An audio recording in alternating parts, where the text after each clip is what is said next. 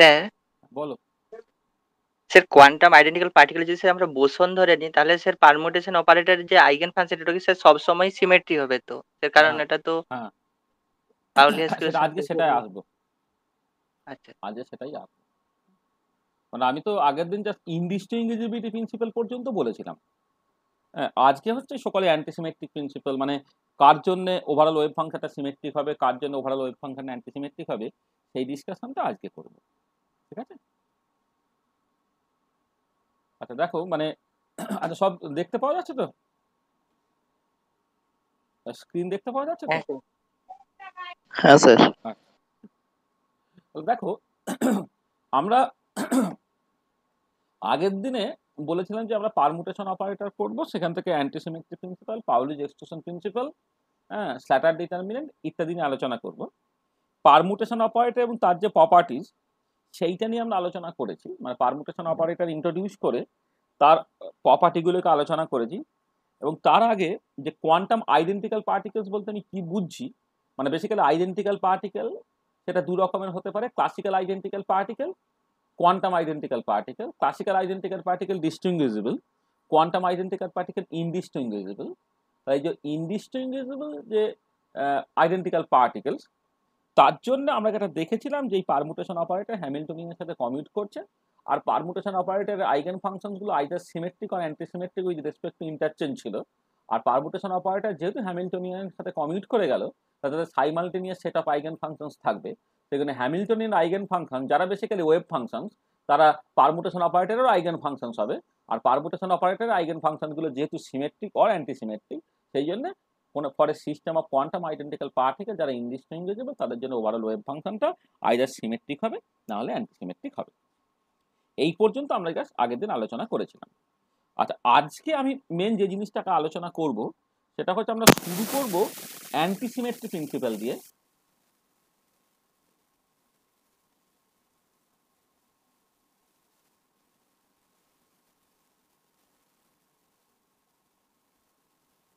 অ্যান্টিসিমেট্রি principle, তার সাথে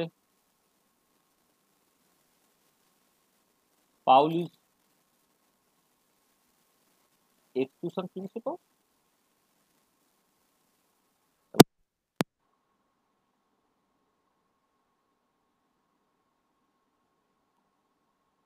construction of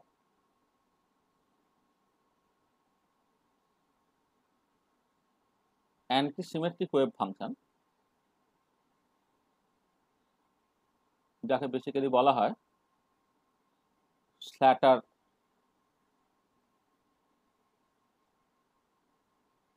determinant আর কি। এই জিনিসটা নিয়ে আজকে আমাদের টোটাল আলোচনার বিষয় হবে। তাহলে আমি আজকে ক্লাসের যে হেডিংটা সেটাকে জাস্ট একটা ছোট করে না বলে আমি জাস্ট বলছি আজকে আমাদের মেন যে আলোচনার বিষয় সেটা হচ্ছে অ্যান্টিসিমেট্রিক প্রিন্সিপাল, পাউলিক এক্সক্লুশন প্রিন্সিপাল, এবং সেইখান থেকে construction of antisymmetric wave function plus slaughter determinant. ঠিক আছে? এইটা আমাদের লেকচার, যেটাই মানে এই সিরিজের লেকচার আমি যেটা শুরু করলাম সেই অনুযায়ী এটা হচ্ছে আমার লেকচার 2 এইটা।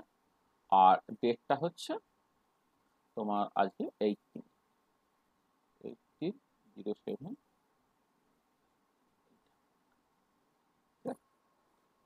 আচ্ছা দেখো তাহলে আমরা অলরেডি যেটা পড়েছি সেটা নিয়ে একটুখানি কথা বলি। যে লাস্ট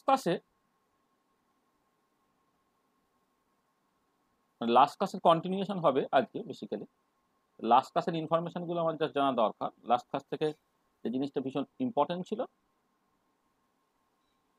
লাস্ট ক্লাসে দেখো আমরা যেটা ফাইনালি যে জায়গাটা এসে পৌঁছেছিলাম সেটা হচ্ছে যে for a system of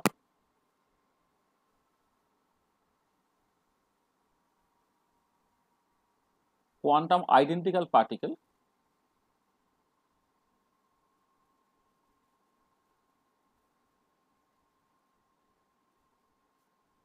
which are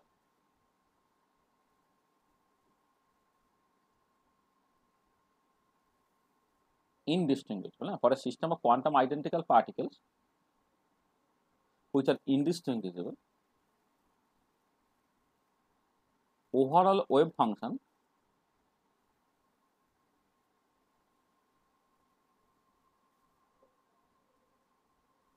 must be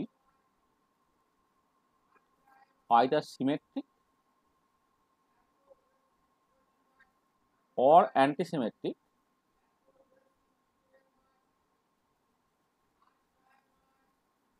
with respect to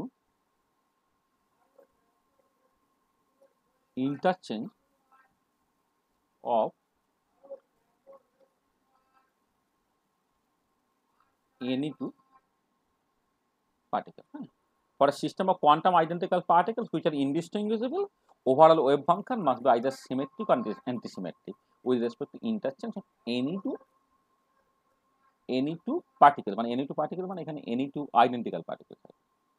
এখানে any two particles মানে আমি তো সিস্টেমটা অবশ্য বলে দিয়েছি, এখানে আইডেন্টিক্যালটা না লিখলেও চলতো। any two identical। আচ্ছা, এইটাকে আমি আগের দিন নাম দিয়েছিলাম this is the ইনডিস্টিংগুইশিবিলিটি principal.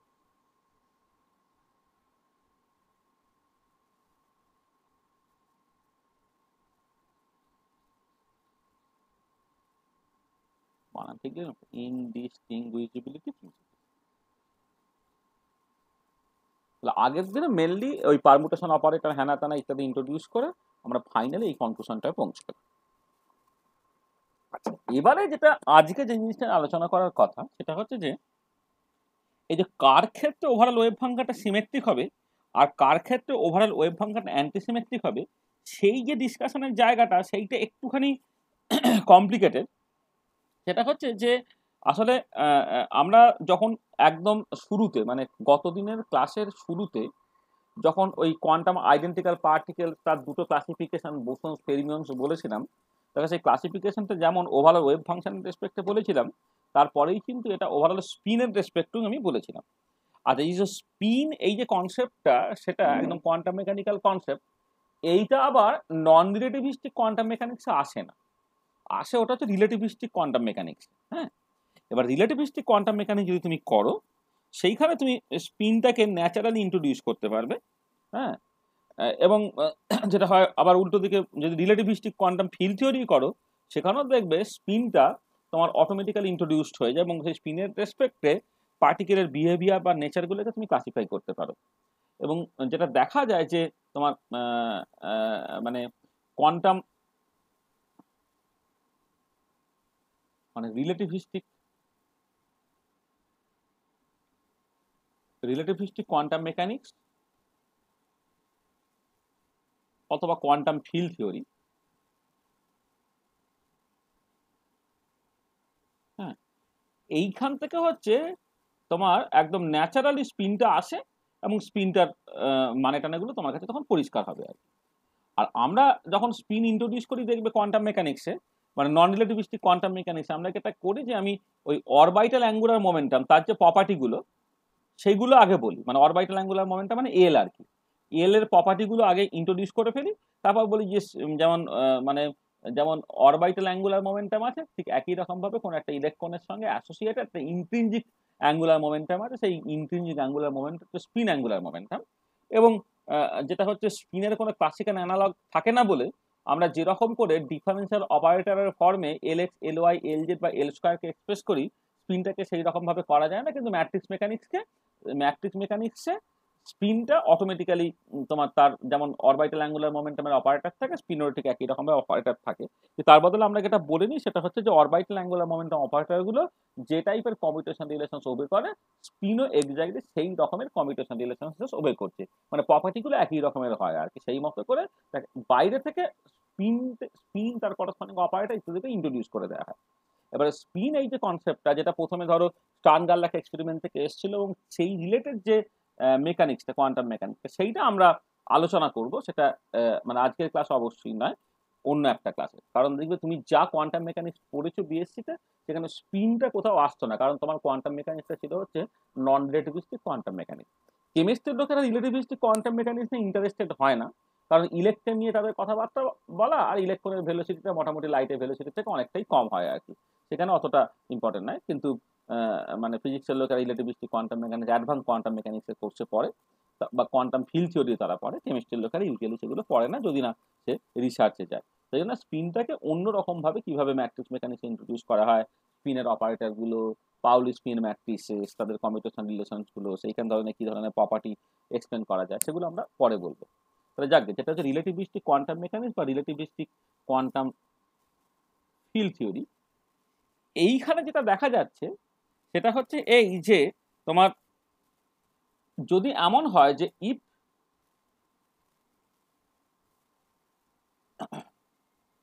Overall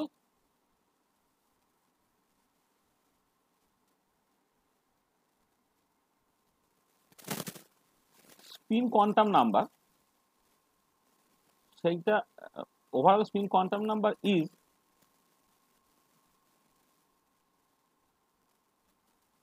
odd integral multiple of half হয়, মানে overall spin quantum number is odd integral multiple of half হয়, then overall wave function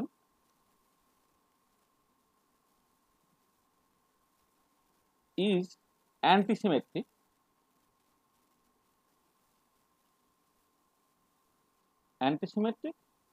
with respect to interchange of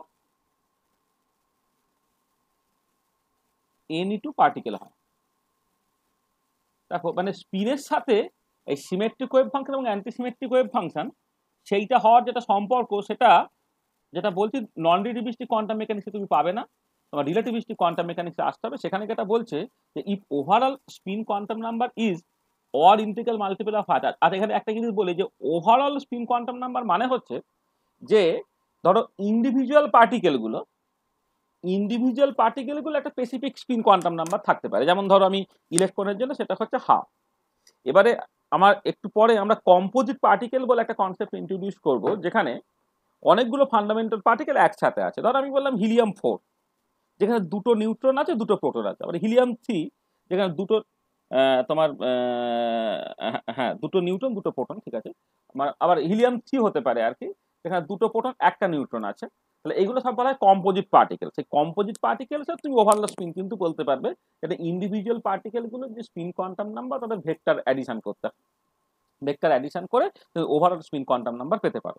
এবার বলা হচ্ছে যে if overall spin quantum number is odd integral multiple of half, then overall wave function is antisymmetric with respect to interchange of any two particles হয়, এবং তখন যে পার্টিকেলগুলো সেই পার্টিকেলগুলোকে বলা হবে ফেরমিয়ন। আবার উল্টো দিকে যদি এমন হয় যে if overall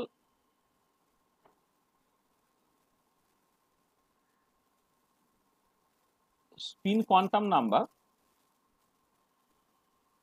is an integer, integral মানে 0 বা 1 2 এরকম যদি হয়, then overall wave function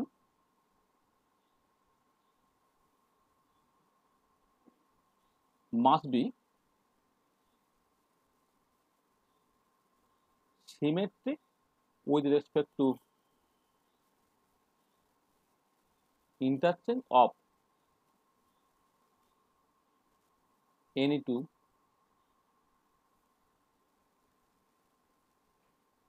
identical particles হয়, ঠিক আছে এইটা। এবং সেই যে পার্টিকেলগুলো, সেই পার্টিকেলগুলোকে বলা হবে তোমার বোসন।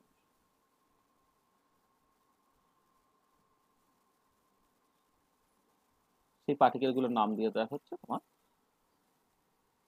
বোসন। তাহলে একটা হচ্ছে ফেরমিয়নস আর হচ্ছে তোমার বোসন। তো ফেরমির নাম অনুযায়ী আর বোসন নামটা হচ্ছে এসএন বোসের নাম অনুযায়ী। তাহলে দেখো আমি এই যে কোয়ান্টাম আইডেন্টিক্যাল পার্টিকেলগুলো যে দুটো ভাগে ক্লাসিফাই করলাম, একটা হচ্ছে যে ওভারঅল ওয়েভ ফাংশনটা সিমেট্রিক না অ্যান্টিসিমেট্রিক, সেই রেসপেক্টে একটা ক্লাসিফিকেশন। আর এই ওভারঅল ওয়েভ ফাংশনটা সিমেট্রিক হবে না অ্যান্টিসিমেট্রিক হবে, সেইটা আবার নির্ভর করছে, যেটা তোমার রিলেটিভিস্টিক কোয়ান্টাম ফিল্ড থিওরি বলছে, যে ওভারঅল স্পিন কোয়ান্টাম নাম্বারের উপরে। যদি ওভারঅল স্পিন কোয়ান্টাম নাম্বারটা ইন্টিজার্স হয়, 0 1 2 3 4 ইত্যাদি হয়, তখন সেই পার্টিকেলগুলোর জন্য ওভারঅল ওয়েভ ফাংশন সিমেট্রিক হয়, তারা হচ্ছে বোসন। আর যদি স্পিন কোয়ান্টাম নাম্বারটা মানে ওভারঅল স্পিন কোয়ান্টাম নাম্বারটা odd integral multiple of half হয়, অর্থাৎ হাফ, 3/2, 5/2, 7/2 ইত্যাদি হয়, তাদের ক্ষেত্রে ওভারঅল ওয়েভ ফাংশন অ্যান্টিসিমেট্রিক হয় এবং তোমার করসপন্ডিং পার্টিকেলগুলোকে তখন বলা হচ্ছে তোমার ফেরমিয়নস। ঠিক আছে?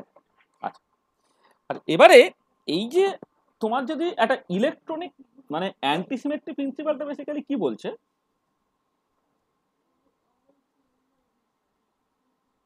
অ্যান্টিসিমেট্রিক প্রিন্সিপালটা দেখো রিলেটিভিস্টিক কোয়ান্টাম মেকানিক্সে সেটা ন্যাচারালি আসে, আর নন রিলেটিভিস্টিক কোয়ান্টাম মেকানিক্সে এইটাকে তুমি জাস্ট একটা অ্যাজাম্পশনস হিসেবে ধরতে পারো। যেমন কোয়ান্টাম মেকানিক্স অনেক পস্টুলেটস আছে, 5টা পস্টুলেটস, সেটা হয়তো তুমি ঠিক আছে মানে বুঝতে পারো তোমার আন্ডারস্ট্যান্ডিং এর জন্য তার ক্লাসিক্যাল অ্যানালগ এনে টেনে, কিন্তু পস্টুলেট মানে পস্টুলেটই, যেগুলো প্রুফ হয় না। ঠিক একই রকম ভাবে নন রিলেটিভিস্টিক কোয়ান্টাম মেকানিক্স এই যে প্রিন্সিপালটাকে বলবো যেটা অ্যান্টিসিমেট্রিক প্রিন্সিপাল, সেটার বেসিক্যালি প্রুফ হয় না। জাস্ট আমি এইটুকু বলতে পারি যে ফরে সিস্টেম অফ ফেরমিয়নস, মানে সিস্টেম অফ ইলেকট্রনসও বলতে পারো, ইলেকট্রন একটা স্পেশাল কাইন্ড অফ ফেরমিয়নস আর কি। হ্যাঁ, for a system of fermions overall wave function must be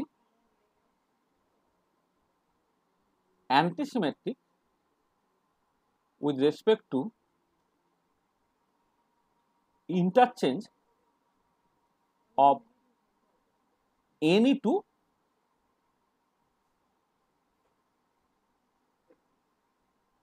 fermions. any two fermions বললে ভুল হবে, any two identical fermions। মানে ধরো ইলেকট্রনও ফেরমিয়ন, প্রোটনও ফেরমিয়ন, ইলেকট্রন প্রোটন ইন্টারচেঞ্জ করলে হবে না, মানে ইলেকট্রন হলে সবাই ইলেকট্রন, প্রোটন হলে হচ্ছে সবাই প্রোটন। ঠিক আছে? তাহলে for a system of fermions overall wave function must be antisymmetric with respect to interchange of any two identical fermions। ঠিক আছে? এই যে প্রিন্সিপালটা, এই প্রিন্সিপালটাকে বলা হচ্ছে অ্যান্টিসিমেট্রিক প্রিন্সিপাল। তাহলে দেখো এই অ্যান্টিসিমেট্রিক প্রিন্সিপাল আমি কিন্তু প্রুফ রিলেটিভিস্টিক কোয়ান্টাম মেকানিক্সে, রিলেটিভিস্টিক কোয়ান্টাম ফিল্ড থিওরিতে এটা ন্যাচারালি আসে, কিন্তু এখানে এটাকে আমি একটা জাস্ট পস্টুলেটের মতো ব্যবহার করছি। মানে নন রিলেটিভিস্টিক কোয়ান্টাম মেকানিক্সে এটাকে একটা পস্টুলেটের মতো ভাবাই ভালো, যে এটা কেন হয় এই প্রশ্ন না করে এটা হয়, এটা জেনে নেওয়াটাই বেশি দরকার। যদি আমি সিস্টেম অফ ইলেকট্রন কনসিডার করি, কেমিস্ট্রির লোকেরা বেসিক্যালি মাল্টি ইলেকট্রন সিস্টেম নিয়ে কথাবার্তা বলে, তাহলে যদি একটা পলি ইলেকট্রনিক সিস্টেম হয় সেটা অ্যাটম হতে পারে, মলিকুল হতে পারে, আয়ন হতে পারে, তার ক্ষেত্রে একটাই জিনিস সবসময় মাথায় রাখতে হবে যে অ্যান্টিসিমেট্রিক প্রিন্সিপালটা যেন স্যাটিসফাইড হয়। মানে আমি জাস্ট এইভাবে বলতে পারি যে in non-relativistic quantum mechanics, this can be regarded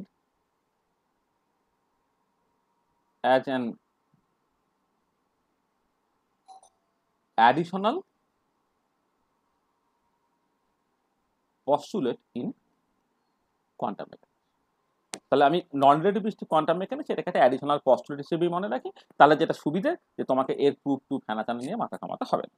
তো এইটাকে জাস্ট একদম ধ্রুব সত্যি হিসেবে মনে রাখা যে পরে system of fermions overall wave ফাংশনটা হচ্ছে তোমার অ্যান্টিসিমেট্রিক হয়ে যাচ্ছে। ঠিক আছে? আচ্ছা, হ্যালো স্যার। হ্যাঁ বলো বলো। স্যার বলছিলাম যে আপনি যে আর কথা শোনা যাচ্ছে না, বলো।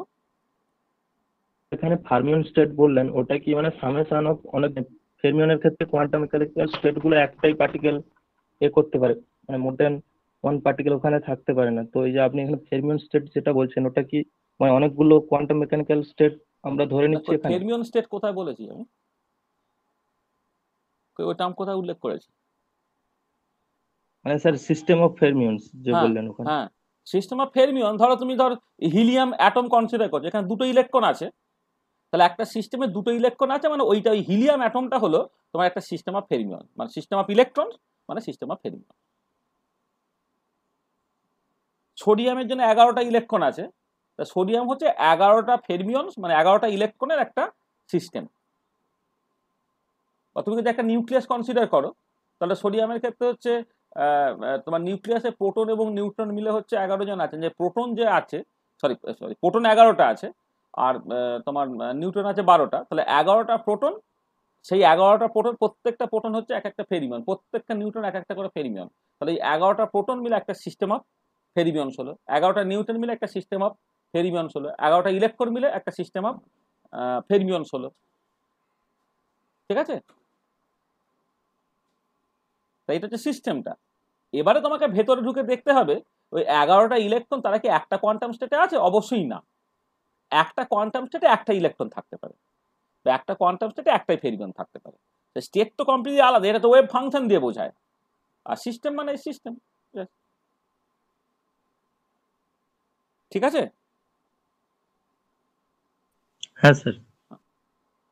দেখো তাহলে এটা হচ্ছে অ্যান্টিসিমেট্রিক প্রিন্সিপাল। তাহলে অ্যান্টিসিমেট্রিক প্রিন্সিপাল যেটা বলছে যে for system of fermions overall wave function must be antisymmetric with respect to interchange of any two identical particles. আচ্ছা, এবারে দেখো, তার মানে এটা দাঁড়াচ্ছে অ্যান্টিসিমেট্রিক প্রিন্সিপাল ডিমান্ড করছে যে যদি তোমার একটা সিস্টেম অফ ইলেকট্রনস তুমি কনসিডার করো বা সিস্টেম অফ ফেরিমিয়ন কনসিডার করো, তাহলে ওভারঅল ওয়েভ ফাংশনটা অ্যান্টিসিমেট্রিক হবে। তার মানে এটা দাঁড়াচ্ছে যে for A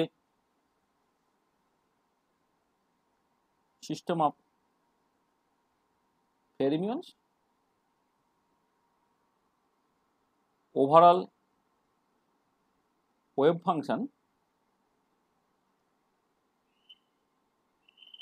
must be antisymmetric implies, এটা কি ইমপ্লাই করছে?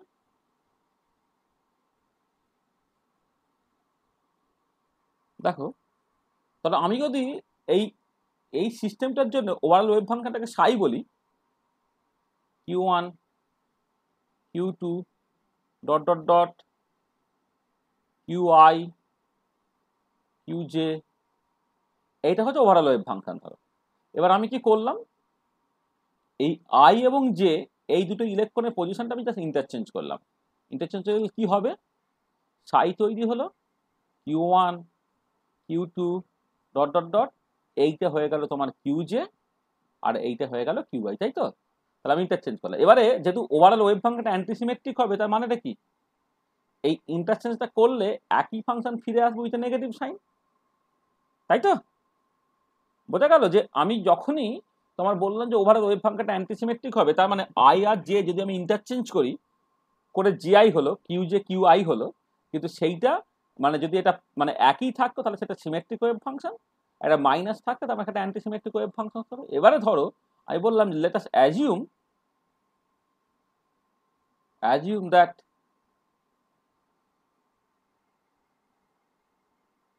both the electrons both the fermions করি এখানে, আলটিমেটলি আমরা ইলেকট্রন নিয়ে কথাবার্তা বলবো, কিন্তু এখনো পর্যন্ত ফেরিমিয়নের জেনারেল টার্মটাকে ইউজ করছি।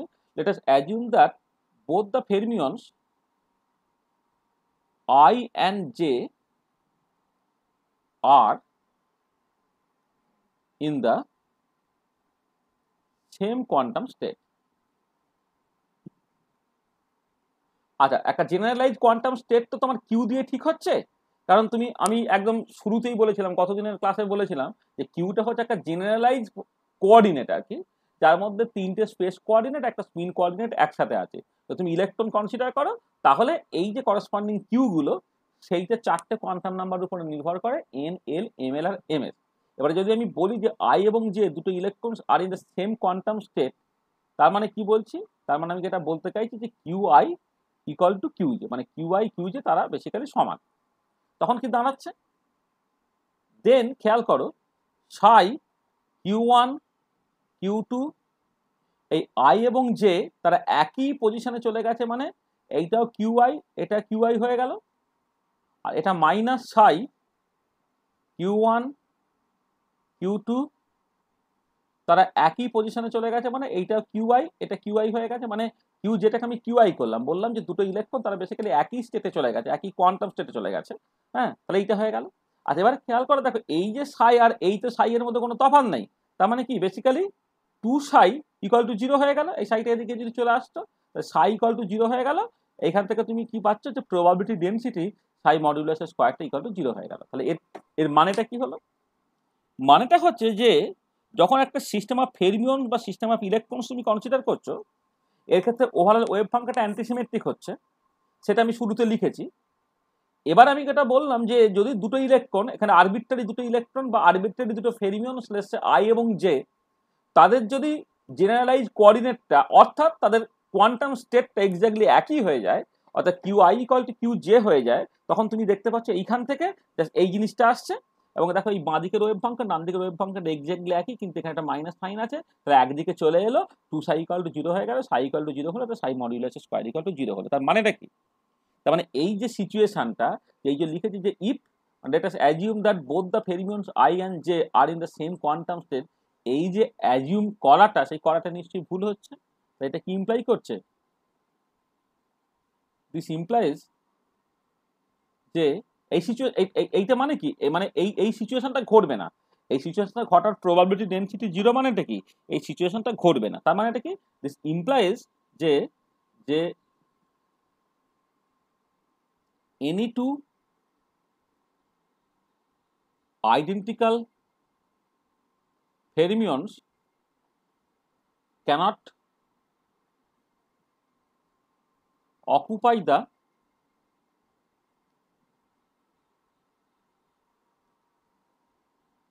same quantum state. For any two identical fermion, মানে any two identical fermion cannot occupy the same quantum state, তাহলে একই কোয়ান্টাম স্টেটে সংখ্যাতে পাচ্ছে না। এটা হচ্ছে অ্যান্টিসিমেট্রিক প্রিন্সিপাল একটা কনসিকোয়েন্স হলো, যে আমি অ্যান্টিসিমেট্রিক প্রিন্সিপাল সেইটা যখন আমি ফেরমিওনিক সিস্টেমের ক্ষেত্রে দেখতে পাচ্ছি যে দুটো ইলেকট্রনকে যদি আমি সেম কোয়ান্টাম স্টেটে রাখি, তাহলে সেইটা ঘটার প্রবাবিলিটি ডেনসিটিটা করসপন্ডিং 0 হচ্ছে। এটা ইমপ্লাই করছে any two identical fermions can't occupy the same quantum state.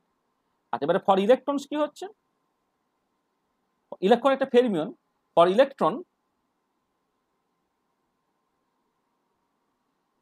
any quantum state is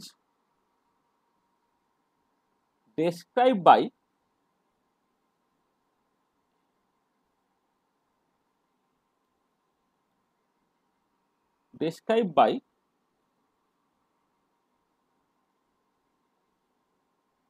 four quantum numbers n, l, ml R ms। তার মানে দেখো, তাহলে কোন একটা কোয়ান্টাম স্টেট 4টে কোয়ান্টাম নাম্বার দিয়ে ঠিক হচ্ছে। তাহলে আমি যখন বললাম যে কোনো দুটো আইডেন্টিক্যাল ফেরমিয়ন তারা সেম কোয়ান্টাম স্টেটে থাকতে পারে না, তো এইখান থেকে আমি কি বলতে পারছি যে এনি টু ইলেকট্রন, মানে পরে আমি এখান থেকে কি বলতে পারছি না, পরে সিঙ্গেল ইলেকট্রনিক সিস্টেম, পরে সিঙ্গেল মানে পার্টিকুলার ইলেকট্রনিক সিস্টেম, পরে particular electronic system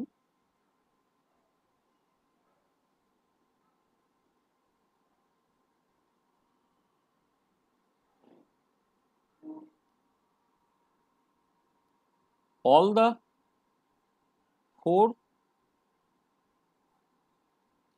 quantum numbers of any two electron cannot be all the same.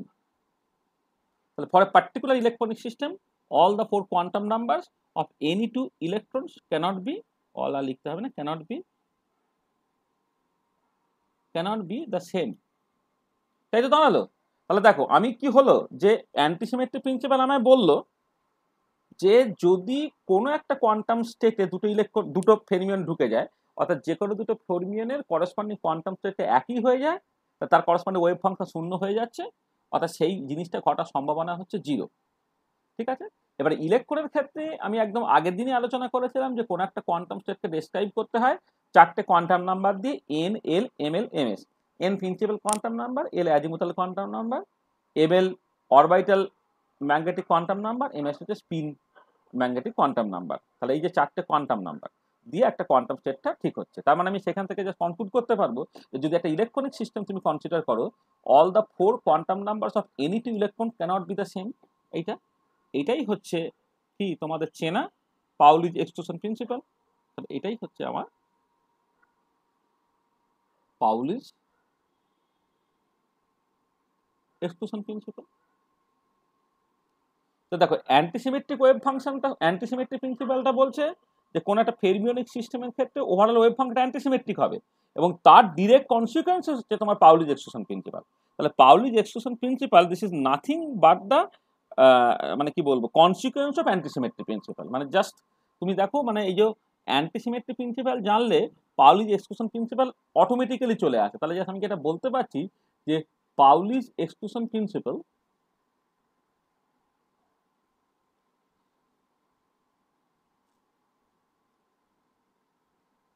is the consequence of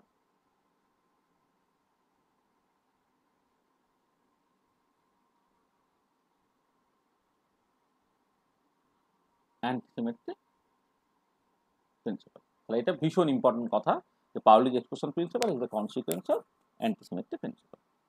তাহলে বুঝতে পারলে পাউলিজ এক্সক্লুশন প্রিন্সিপালটা কেমন করে এলো? পরিষ্কার তো কথাটা? হ্যাঁ sir.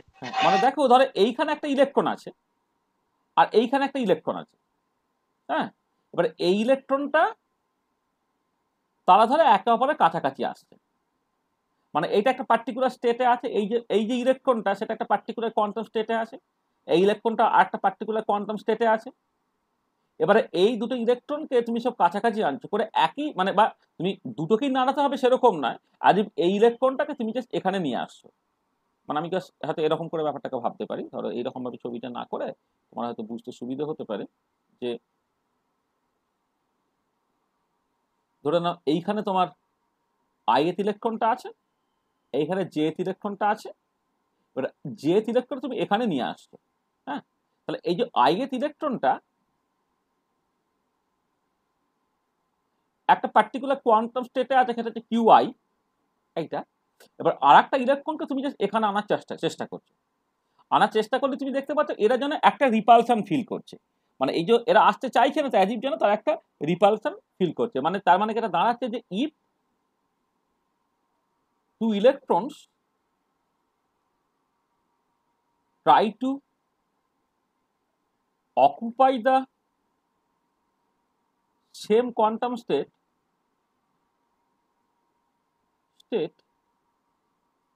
they suffer from a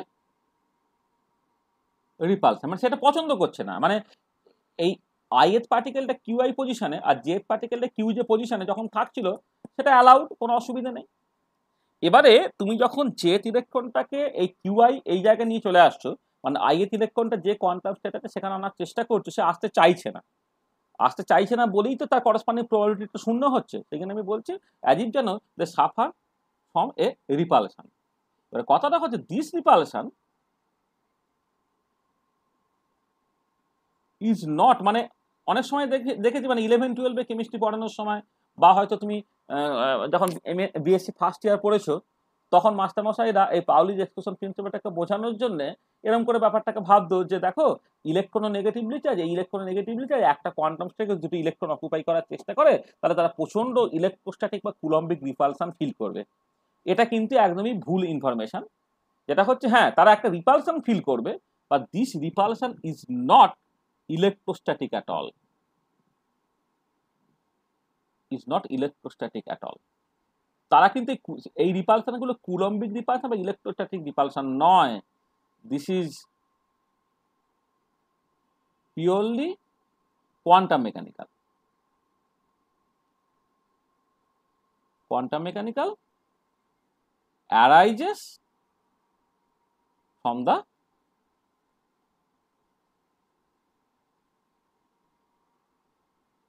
antisymmetry principle, ঠিক আছে। This repulsion is called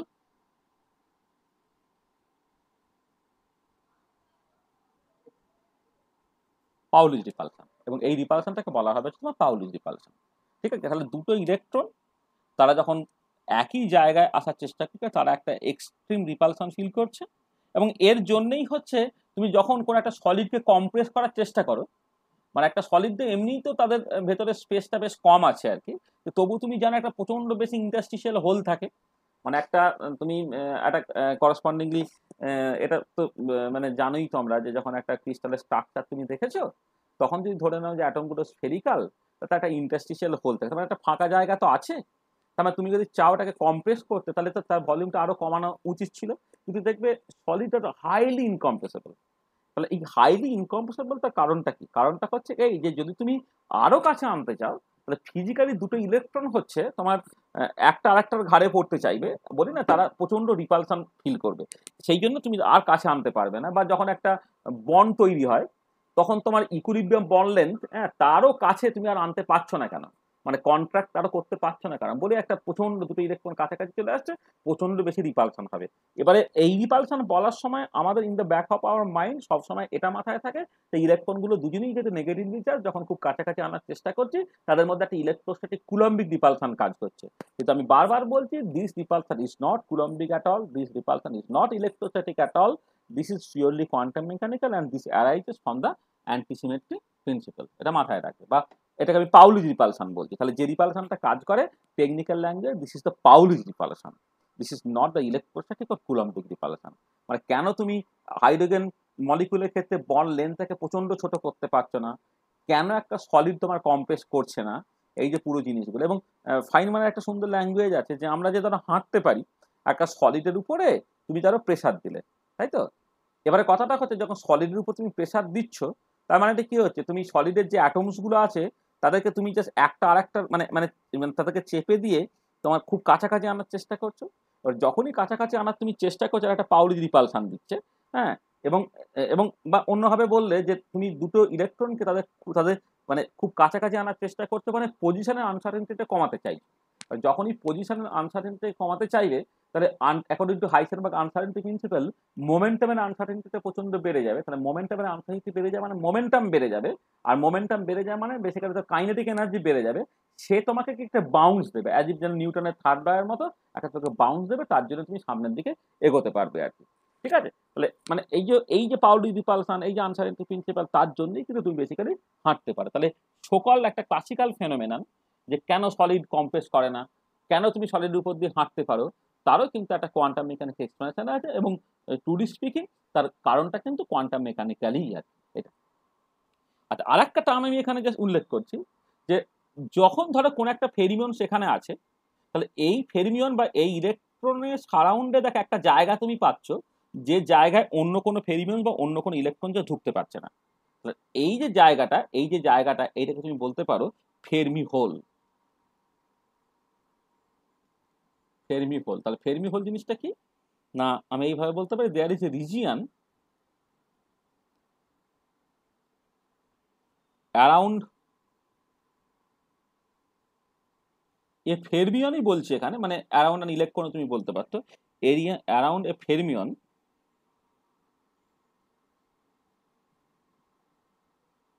that is excluded to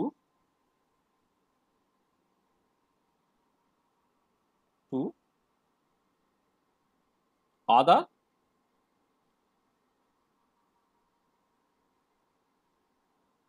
identical fermions। হ্যাঁ, এইটা তাহলে আইডেন্টিক্যাল ফেরমিয়ন তাহলে একই স্পিন আর কি। হ্যাঁ, identical fermion having same spin আর কি, হ্যাঁ, হ্যাভিং সেম স্পিন। তাহলে this is called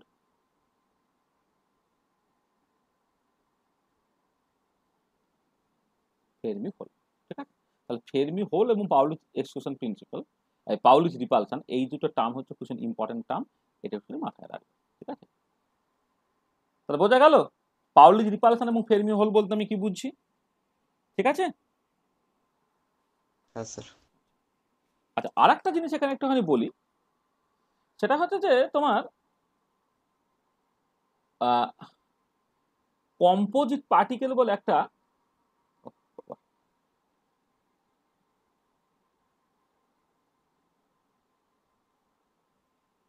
composite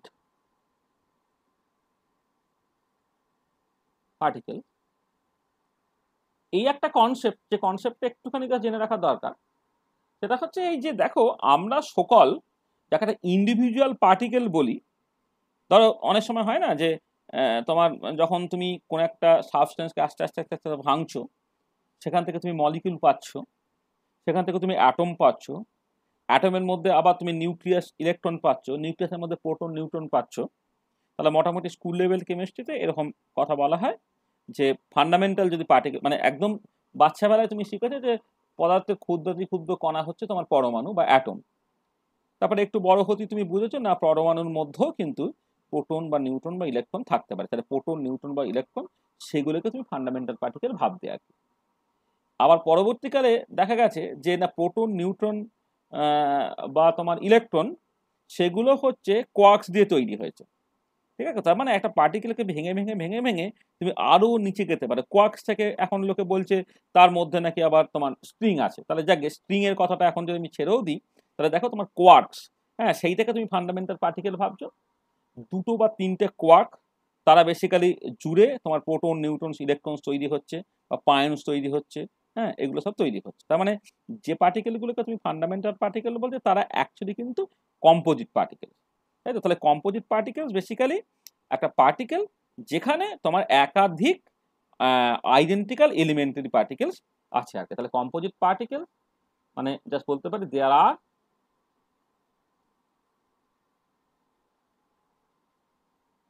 particles which are composed of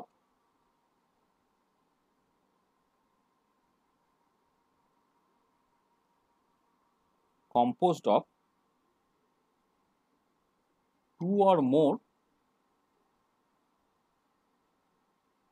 identical elementary particles.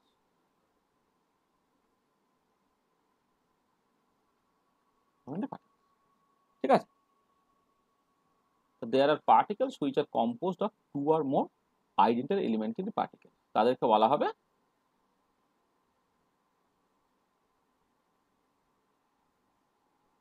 composite particles। ধর আমি ভালো একটা এক্সাম্পল বলছি, ধর আলফা পার্টিকেল। তুমি তো একটা আলফা পার্টিকেল বলো, তো তুমি নিচেই খুব ভালো করে জানো যে আলফা পার্টিকেলের মধ্যে কি আছে, দুটো প্রোটন আর দুটো নিউট্রন আছে। তাহলে দুটো প্রোটন এবং দুটো নিউট্রন তাহলে জুড়ে যেহেতু আলফা পার্টিকেল তৈরি হয়েছে, তাহলে এটা একটা কম্পোজিট পার্টিকেল। এটা ধরো আমি যদি হিলিয়াম 4 কনসিডার করি, হিলিয়াম 4 মানে ডাইপজিটিভ হিলিয়াম আয়ন হচ্ছে তোমার আলফা পার্টিকেল। এমনি তুমি হিলিয়াম 4 এই সিস্টেমটাকে কনসিডার করি, হিলিয়াম 4 এর মধ্যে কে আছে, দুটো প্রোটন আছে, দুটো নিউট্রন আছে আর দুটো ইলেকট্রন আছে। তাহলে এইটা যেটা তুমি একটা অ্যাটম হিসেবে ভাববে সেটা একটা কম্পোজিট পার্টিকেল। তাহলে হিলিয়াম 3 যদি তুমি কনসিডার করো, দুটো প্রোটন আছে, একটা নিউট্রন আছে, দুটো ইলেকট্রন আছে, এটা একটা কম্পোজিট পার্টিকেল। তাহলে এইগুলো সব কিন্তু তোমার কম্পোজিট পার্টিকেল।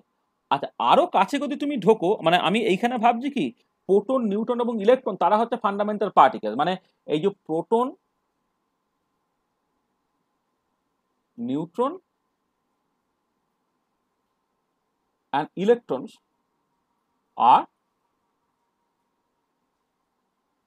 fundamental particle, এইরকম করে ধরে তুমি এগোচ্ছিলে। মানে আমি যখন হিলিয়াম 4 বা হিলিয়াম 3 বা আলফা পার্টিকেল এইগুলো নিয়ে কথাবার্তা বলছি, তখন তোমার মাথায় আছে যে প্রোটন নিউট্রন ইলেকট্রন তারা হচ্ছে ফান্ডামেন্টাল পার্টিকেল। হ্যাঁ, এইটা কিন্তু আবার সবসময় সত্যি না। পরবর্তীকালে তুমি দেখবে যে এইগুলো তুমি ভাঙতে পারো, ভেঙে তুমি বেসিক্যালি কোয়ার্কস পেতে পারো। কোয়ার্কস আর দ্য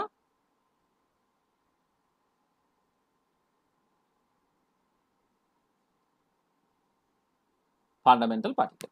মানে তুমি মানে মানে তোমার মানে বলবো ফান্ডামেন্টাল ফিজিক্সটা তুমি কতটা গভীরে তুমি ঢুকতে চাইছো আর কি। তোমার মোটামুটি দেখবে অনেক ক্ষেত্রে প্রোটন নিউট্রন ইলেকট্রন ইত্যাদি নিয়ে তোমার কাজ চলে যাবে। আবার কেউ যদি জিজ্ঞেস করে যে কেন প্রোটন বা নিউট্রন বা ইলেকট্রন তারা হচ্ছে তোমার ফেরমিয়নস, হোয়ারাজ পায়ন্স সে হচ্ছে তোমার বোসন, তখন তোমাকে কোয়ার্কসে যা ঢুকতে হবে আর কি। দেখবে তুমি তোমার মানে নলেজটা কতটা গভীর আছে তার মতো করে তুমি ঠিক করবে যে ফান্ডামেন্টাল পার্টিকেলসটাকে তুমি কি বলবো কোয়ার্ক ধরবে না ফান্ডামেন্টাল পার্টিকেলগুলো প্রোটন নিউট্রন বা ইলেকট্রন ধরবে। আচ্ছা এবারে যেটা কথা সেটা হচ্ছে এই যে কম্পোজিট পার্টিকেল, এই কম্পোজিট পার্টিকেলস দু রকমের হতে পারে। কম্পোজিট পার্টিকেল, আচ্ছা কম্পোজিট পার্টিকেলের ক্ষেত্রে যদি তোমার মানে কি বলবো মানে ধরো আমি এইভাবে ভাবছি যে কতগুলো ফান্ডামেন্টাল পার্টিকেল জুড়ে গিয়ে ধরো তোমার কম্পোজিট পার্টিকেল তৈরি হয়েছে। এবারে সেই কম্পোজিট পার্টিকেল যদি অড নাম্বার অফ ফেরমিয়নস থাকে তাহলে কম্পোজিট পার্টিকেলটাকে বলা হবে ফেরমিয়নস। তাহলে কম্পোজিট পার্টিকেল সেটা ফেরমিয়নস বলবো, ফেরমিয়নকে বলবো কখন না হোয়েন ইট কন্টেন্স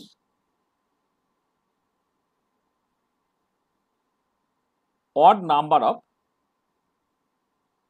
ফেরমিয়ন।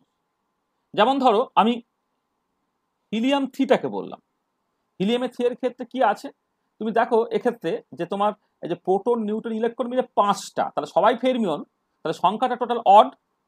তাহলে এটা কিন্তু তোমার হয়ে গেল মানে এই পার্টিকুলার ক্ষেত্রে হিলিয়াম থ্রিটা কিন্তু তোমার একটা ফেরমিয়ন হয়ে গেল।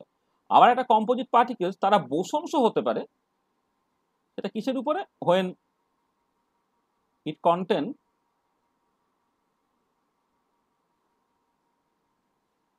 Even number of fermions. যেমন ধরো আমি হিলিয়াম 4 কনসিডার করছি, হিলিয়ামের 4 এর ক্ষেত্রে তুমি খেয়াল করে দেখো টোটাল 6টা ফেরমিয়নস আছে, সেই জন্য এটা কিন্তু একটা বোসন। মানে ফান্ডামেন্টাল পার্টিকেলস গুলোকেই তুমি শুধুমাত্র বোসন বা ফেরমিয়নস হিসেবে ক্লাসিফাই করবে সেরকম নয়, কম্পোজিট পার্টিকেলস গুলো তুমি বোসনস এবং ফেরমিয়নস হিসেবে ক্লাসিফাই করতে পারো। তোমাকে দেখতে হবে যে এই যে করসপন্ডিং মানে কম্পোজিট পার্টিকেলটা তুমি কনসিডার করছো, সেই কম্পোজিট পার্টিকেলে হচ্ছে তোমার অড নাম্বার অফ ফেরমিয়নস আছে আর ইভেন নাম্বার অফ ফেরমিয়নস আছে। যদি অড নাম্বার অফ ফেরমিয়নস থাকে তাহলে ওভারঅল কম্পোজিট পার্টিকেলস তুমি ফেরমিয়নস বলতে পারবে, আর যদি তোমার ইভেন নাম্বার অফ ফেরমিয়নস থাকে তখন ওভারঅল যে কম্পোজিট পার্টিকেলকে তুমি বোসনস হিসেবে রাখতে পারবে। তাহলে হিলিয়াম 3 সেটা হচ্ছে ফেরমিয়নস এবং হিলিয়াম 4 হচ্ছে তোমার বোসন। এবং খেয়াল করে দেখো যেটা হচ্ছে যারা বোসনস, বোসন তাদের ক্ষেত্রে কি হয় যে a quantum state may contain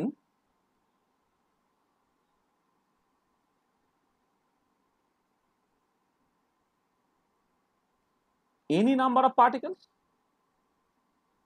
তাহলে বোসন যদি পার্টিকেলগুলো বোসনস হয় তাহলে একটা কোয়ান্টাম স্টেটে এনি নাম্বার অফ পার্টিকেল বা এনি নাম্বার অফ বোসনস থাকতে পারে। আর এবারে ধরো ধরো জাস্ট জাস্ট আমি একটা এইভাবে ভাবছি, এদিকে এনার্জি আর এদিকে হচ্ছে তোমার কোয়ান্টাম স্টেটগুলোকে তুমি ধরো দেখাচ্ছ, ঠিক আছে। আর এবারে তুমি যদি টেম্পারেচারটা প্রচন্ড কম করে ফেলো যাতে করে সমস্ত পার্টিকেলগুলো সব এখানে এসে জমে গেল, সব এখানে চলে গেল, তখন কি হলো না তোমার বেসিক্যালি একটা কনডেনসেশন হলো। মানে যখন তোমার টেম্পারেচার টেন্ডস টু জিরো, এমনিতে কি হয়, এমনিতে একটা ডিস্ট্রিবিউশন থাকে, ডিস্ট্রিবিউশন থাকে মানে হচ্ছে তোমার গ্রাউন্ড স্টেটে কিছু পার্টিকেল থাকবে, এক্সাইটেড স্টেটে কিছু পার্টিকেল থাকবে। এবার টেম্পারেচার যদি তুমি টেন্ডস টু জিরো করে দাও এমন হতে পারে যে সমস্ত পার্টিকেলগুলো গ্রাউন্ড স্টেটে জাস্ট চলে এলো আর কি। মানে এটা এমন হতে পারে যে when temperature tends to 0 kelvin, মানে খুব লো, মানে 0 কেলভিনই হতে হবে এরকম না, খুব লো হয়ে যাবে, then all the bosons can occupy the ground state। এইটাকেই জাস্ট তুমি বলতে পারো বোসন কনডেনসেশন। বোসন কনডেনসেশন বা অনেক সময় এটাকে মানে এর একটা স্পেশাল নাম আছে বোস আইনস্টাইন কনডেনসেশন, কারণ এটা এই ধরনের পার্টিকেলগুলো বোস আইনস্টাইন স্ট্যাটিস্টিক্স ওবে করে বলা হয়। মানে এটাকে জাস্ট বোসন কনডেনসেশন, মানে মানে বেসিক্যালি এটা এটা এটা বোসনগুলো কনডেন্স করছে, এইটার নাম কিন্তু বোস আইনস্টাইন কনডেনসেশন। আমি হয়তো যতটা সহজভাবে বললাম অতটা সহজ ব্যাপার নয়, কিন্তু মেন ফিলোসফিটা হচ্ছে এইটা যে বোসনের ক্ষেত্রে যেটা লোয়েস্ট কোয়ান্টাম স্টেটে কিন্তু সবাই চলে আসতে পারে, ফেরিমিয়নসের ক্ষেত্রে এটা ইম্পসিবল ছিল, ঠিক আছে। তাহলে এটা হচ্ছে বোস আইনস্টাইন কনডেনসেশন। এবারে দেখো মানে বোস মানে মানে পার্টিকেলগুলো বোসন যদি হয় তবে বোস আইনস্টাইন কনডেনসেশন হবে। তাহলে হিলিয়াম 4 হচ্ছে বোসন, সেই জন্য এটা শোজ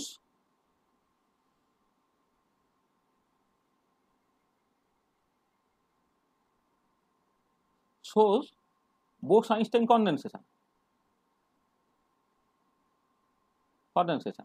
কিন্তু তোমার যদি হিলিয়াম 3 হতো এ ফেরমিয়ন, এটা does not show Bose Einstein condensation. This is important. তোমার বোসন বা ফেরমিয়ন মানে সবসময় তাদেরকে ফান্ডামেন্টাল পার্টিকেলই হতে হবে সেরকম না, কম্পোজিট পার্টিকেলস হতো, কম্পোজিট পার্টিকেলও বোসন বা ফেরমিয়নস হতে পারে। হিলিয়াম 4 নিয়ে তুমি বোস আইনস্টাইন কনডেনসেশন করতে পারবে, হিলিয়াম 3 নিয়ে কিন্তু তুমি পারবে না। আর আবার যদি তুমি এইভাবে ভাবো যে ফান্ডামেন্টাল পার্টিকেলগুলো তোমার বেসিক্যালি কোয়ার্কস, এই ফান্ডামেন্টাল পার্টিকেলগুলো প্রোটন নিউট্রন বা ইলেকট্রন না ভেবে তুমি কোয়ার্কস বলছো, তাহলে এই যে প্রোটনস নিউট্রনস এরা সব হচ্ছে তোমার ফেরমিয়নস। ফেরমিয়নস কেন? অ্যাজ দে কন্টেন 3 কোয়ার্কস, 3টে কোয়ার্কস আছে। আবার তুমি যদি মেসনটাকে ধরো, মেসন সে বেসিক্যালি একটা বোসন। কেন না? অ্যাজ ইট কন্টেন্স 2 কোয়ার্ক, মানে যারা পার্টিকেল ফিজিক্স নিয়ে কথাবার্তা বলে তারা বেসিক্যালি প্রোটন নিউট্রন ইলেকট্রনকে ফান্ডামেন্টাল পার্টিকেল না ভেবে কোয়ার্কসকে হয়তো ফান্ডামেন্টাল পার্টিকেল বলছে। হ্যাঁ, সেই রকম ভাবেও হয় আর কি। যাকে তোমাদের কেমিস্ট্রির লোকেদেরকে ওই কোয়ার্কস পর্যন্ত যেতে হবে না, প্রোটন নিউট্রন ইলেকট্রন সেগুলোকে ফান্ডামেন্টাল পার্টিকেল ভাবো। হ্যাঁ, ফান্ডামেন্টাল পার্টিকেল ভেবে তুমি সেই মতো করে কম্পোজিট পার্টিকেলকে তুমি ধর মানে বোসন বলবে না ফেরমিয়ন বলবে সেটা ঠিক করো আর কি।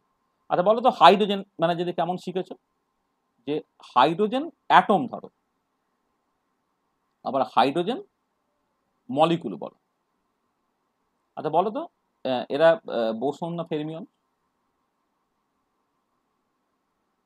হাইড্রোজেন অ্যাটমটা তো বোসন মনে হচ্ছে, কেন মনে কারণ হচ্ছে? স্যার একটা প্রোটন আছে, একটা প্রোটন আছে, একটা প্রোটন আছে, একটা ইলেকট্রন আছে, হুম দুজনেই হচ্ছে দুটো ফেরমিয়ন। হুম এবার ইভেন নাম্বার অফ ফেরমিয়ন আছে মানে তো স্যার বোসন হওয়ার কথা, মানে আর স্পিনটা। হাইড্রোজেন মলিকুল হাইড্রোজেন মলিকিউলও তো স্যার টোটাল মানে 4টে আছে হ্যাঁ ফেরমিয়ন, তাহলে এটাও স্যার বোসন হওয়ার কথা। বোসন। তাহলে বুঝতে পারছো তো, তাহলে একটা কম্পোজিট পার্টিকেল বোসন না ফেরমিয়ন বলতে পারবে। আচ্ছা সোডিয়াম বলো তো কি হবে, বোসন না ফেরমিয়ন?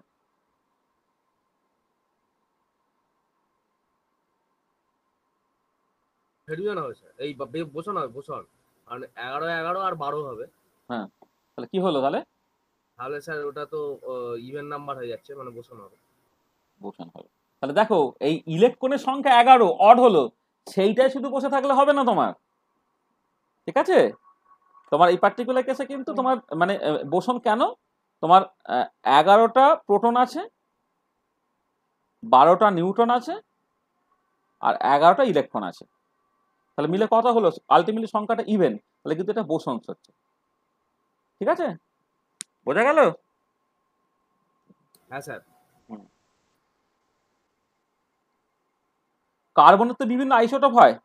কার্বন 13 বলো বোসন না ফেরমিয়ন? কার্বন 13 এর ক্ষেত্রে কি আছে? প্রোটন কটা আছে? 6টা। নিউট্রন কটা আছে? ফেরমিয়ন হবে। নিউট্রন আছে হচ্ছে 7টা, তাই তো? আর ইলেকট্রন কটা আছে? 6টা। তাহলে কি হবে? ফেরমিয়ন স্যার। ফেরমিয়ন। আর কার্বন 12 হলে ওটা বোসন হয়ে যাবে। তাহলে বুঝতে পারছো হ্যাঁ, যে একটা কম্পোজিট পার্টিকেল সেটা অ্যাটম হতে পারে, মলিকুল হতে পারে, তাকে তুমি বোসন বা ফেরিমিয়ন সেই রকম ভাবে ক্লাসিফাই করতে পারছো আর কি। তাহলে পরিষ্কার জিনিসটা? আচ্ছা তাহলে দেখো, তাহলে আমরা এই যে প্রথমে যে জিনিসটা নিয়ে আলোচনা করব বলেছিলাম যে অ্যান্টিসিমেট্রি প্রিন্সিপাল, পাউলিজ এক্সক্লুশন প্রিন্সিপাল, এবার সেই কনটেক্সটে আমি কতগুলো টার্মিনোলজি ইন্ট্রোডিউস করে ফেললাম। পাউলিজ রিপালশন বলতে আমি কি বুঝছি, ফেরমি হোল বলতে আমি কি বুঝছি, কম্পোজিট পার্টিকেলস বলতে আমি কি বুঝছি, বোসাইনস্টাইন কনডেনসেশন অ্যাকচুয়ালি কখন মানে হতে গেলে মিনিমাম ক্রাইটেরিয়া কি ফুলফিল করতে হচ্ছে, ইত্যাদি ইত্যাদি। মানে আমি দেখো স্ট্যাটিস্টিক্যাল মেকানিক্স যখন পড়িয়েছি সেখানে এই বোসাইনস্টাইন কনডেনসেশনটা পড়াইনি। মানে তোমার যারা তোমার এই ফিজিক্যাল স্পেশাল বা ইত্যাদি নেবে তাদের ক্ষেত্রে যে কোয়ান্টাম স্ট্যাটিস্টিক্স আছে, এই কোয়ান্টাম স্ট্যাটিস্টিক্স যখন পড়বে সেখানে কিন্তু আমি ওই বোস-আইনস্টাইন কনডেনসেশন বা মানে ফেরিমিয়নস নিয়ে প্রচুর আলোচনা সেইগুলো তখন করবো আর কি, ডেনসিটি ম্যাট্রিক্স ইন্ট্রোডিউস করে আর কি। তোমাদের মধ্যে যারা মানে ফিজিক্যাল স্পেশাল পড়বে বা যারা ইন্টারেস্ট, এটা ইউজুয়ালি নেট বা ইত্যাদি পরীক্ষাতে আসে না। নেট বা ইত্যাদি পরীক্ষার জন্য যতটুকু লাগে ততটুকু স্ট্যাটিস্টিক্যাল মেকানিক্সের মধ্যে আমি করে দিয়েছি। যারা ফিজিক্যাল স্পেশাল পড়বে তোমরা যদি ইন্টারেস্টেড হও, হ্যাঁ তখন আমাকে বলো, তখন স্ট্যাটিস্টিক্যাল মেকানিক্স আমি প্রিলিমিনারি স্ট্যাটিস্টিক্যাল মেকানিক্সটা করিয়েছি, অ্যাডভান্স স্ট্যাটিস্টিক্যাল মেকানিক্সটা পড়াইনি। তাহলে অ্যাডভান্স স্ট্যাটিস্টিক্যাল মেকানিক্সের মধ্যে হচ্ছে ওই বোস-আইনস্টাইন কনডেনসেশন পার্টটা আছে, এবং অবশ্যই একটুখানি ভালো জানা দরকার, কারণ যেখানে তোমার একজন বাঙালি বিজ্ঞানীর নাম জড়িয়ে আছে আর কি, হ্যাঁ, অত বিখ্যাত বাঙালি বিজ্ঞানীর নাম জড়িয়ে আছে, তাহলে সেই সংক্রান্ত তোমরা যত কেমিস্ট্রি এমএসসিটা করছো, তো সেই রিলেটেড জিনিসপত্রগুলো জেনে রাখলে ভালো আর কি। মানে জীবনে কোনোদিনই হয়তো কাজে লাগলো না, কিন্তু তুমি একটু গর্ব করে বলতে পারবে, জানো তো এশিয়ান বোসের কাজ কিন্তু আমি জানি। হ্যাঁ, এটা বলার মতো জিনিস। ঠিক আছে, চলো এবারে ফিরে আসি। স্যার, হ্যাঁ বলো। C13 ফার্মিয়ান্স হচ্ছে স্যার, তাহলে কি দুটো C13 পাশাপাশি এসে যুক্ত হয়ে বন্ড তৈরি করতে পারবে না? নাকি পারবে? বন্ড তৈরি করতে কোনো আপত্তি নেই তো, কারণ বন্ড তৈরি করতে গেলে তাদের মধ্যে প্রচুর গ্যাপ থাকে, ইকুইলিব্রিয়াম ডিস্টেন্স না, তোকে বুঝতে হবে, মানে তাদের মধ্যে ইকুইলিব্রিয়াম একটা ডিস্টেন্স মেনটেন হচ্ছে।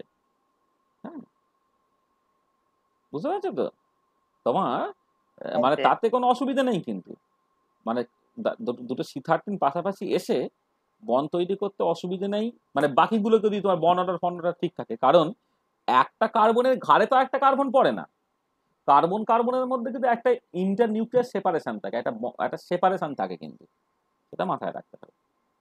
মানে তুমি তো তাহলে এরপরে তো আরো সিরিয়াস ব্যাপার বলবে, ধরো হিলিয়ামের ক্ষেত্রে দুটো ইলেকট্রনই ফেরমিয়নস, তাই তো, তাহলে তাহলে হিলিয়াম অ্যাটমের ক্ষেত্রে হ্যাঁ দুজন একসাথে থাকে কি করে, মানে হিলিয়ামের তো দুটো ইলেকট্রন, হ্যাঁ, এবার এই দুটো ইলেকট্রন তাহলে হিলিয়াম অ্যাটমের মধ্যে দুটো ইলেকট্রন থাকছে কি করে, তা সেসব কোশ্চেন করবে যে এবারে দেখছি।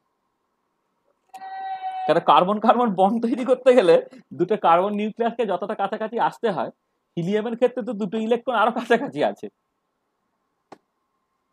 তাই না? হ্যাঁ স্যার। তাহলে কোয়ান্টাম স্টেটে মানে হচ্ছে একটা একদম একদমই তোমার স্পেসিফিক্যালি একদম তার ওই মানে তার যে এই যে জেনারেলাইজ কোঅর্ডিনেটটা লিখে যে কিউ যে সমান হয়ে যাওয়া আর কি। এটা। আচ্ছা, তাহলে এবারে এগোই একটু।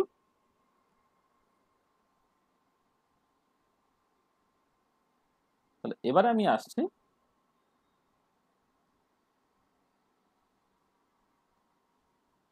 কনস্ট্রাকশন অফ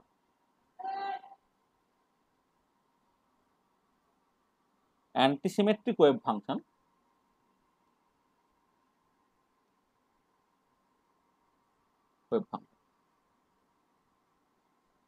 এইটা একটুখানি দেখতে চাই। আচ্ছা, আর এইটা দেখার আগে তুমি একটা জিনিস প্রথমে বুঝো যে মানে আমাদের এতদিন আলোচনার মধ্যে যে জিনিসটা বেরিয়ে এসছে সেটা হচ্ছে এই যে আমি ইলেকট্রনিক সিস্টেমই কনসিডার করছি পরে,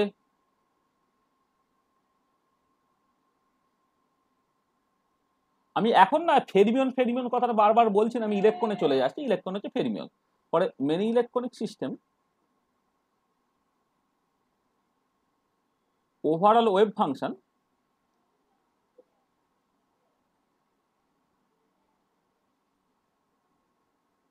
must be antisymmetric with respect to interchange of any two electrons. এটা আমি অলরেডি দেখেছি, এবং এটা অবশ্যই এটা হচ্ছে কোথা থেকে আসছে না, তুমি পাউলি এক্সক্লুশন প্রিন্সিপাল থেকেও বলতে পারো বা অ্যান্টিসিমেট্রিক প্রিন্সিপাল থেকেও বলতে পারো। আর এবারে এই যে ওভারঅল ওয়েভ ফাংশনটা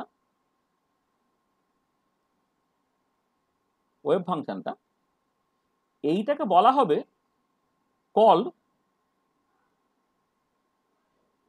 স্পিন অরবিটাল। এর মধ্যে দুটো পার্ট থাকে, একটা ফাই পার্ট একটা কাই পার্ট, যেখানে ফাইটা হচ্ছে তোমার একে বলা হয় স্পেস অরবিটাল। এই যে হাইড্রোজেন অ্যাটম প্রবলেম তুমি যখন সলভ করেছিলে সেখানে তো স্পিন কোথাও ছিল না, তাহলে যে অ্যাটমিক অরবিটাল গুলো পেয়েছিলে সেই অ্যাটমিক অরবিটাল গুলো basically space orbital. Space orbital মানে হচ্ছে বেসিক্যালি তুমি বলতে পারো space part of wave function এইটা, আর কাইটা হচ্ছে তোমার spin part of wave function. তাহলে এই যে স্পেস পার্ট এবং স্পিন পার্ট মিলে যেটা হলো সেটা ওভারঅল ওয়েভ ফাংশন, যাকে বলা হয় স্পিন অরবিটাল। তাহলে স্পিন অরবিটাল মানে কিন্তু কাই পার্টটা না, স্পেস পার্টের সঙ্গে স্পিন পার্ট গুণ করে যে ওয়েভ ফাংশনটা পাওয়া যায় সেটাকে বলা হচ্ছে তোমার কি বলে স্পিন অরবিটাল। আচ্ছা, তাহলে একটা ওভারঅল ওয়েভ ফাংশন মানে কিন্তু আমি সাইটাকে মানে করছি, ফাইটাকে মনে করছি না। ফাইটা হচ্ছে স্পেস অরবিটাল, কাইটা হচ্ছে তোমার স্পিন অরবিটাল। আচ্ছা, এবারে খেয়াল করে দেখো যে ফাইটা তোমার ডিপেন্ড করে depends on three space coordinates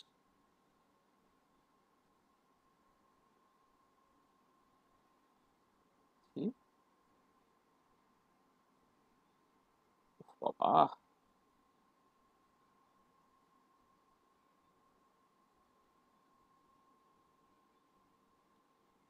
হ্যাঁ কি বলে ফাইটা ডিপেন্ড করে হচ্ছে থ্রি স্পেস কোঅর্ডিনেট, সেটা কার্টেসিয়ানে বললে এক্স ওয়াই জেড অথবা পোলারে করলে তোমার আর থিটা ফাই।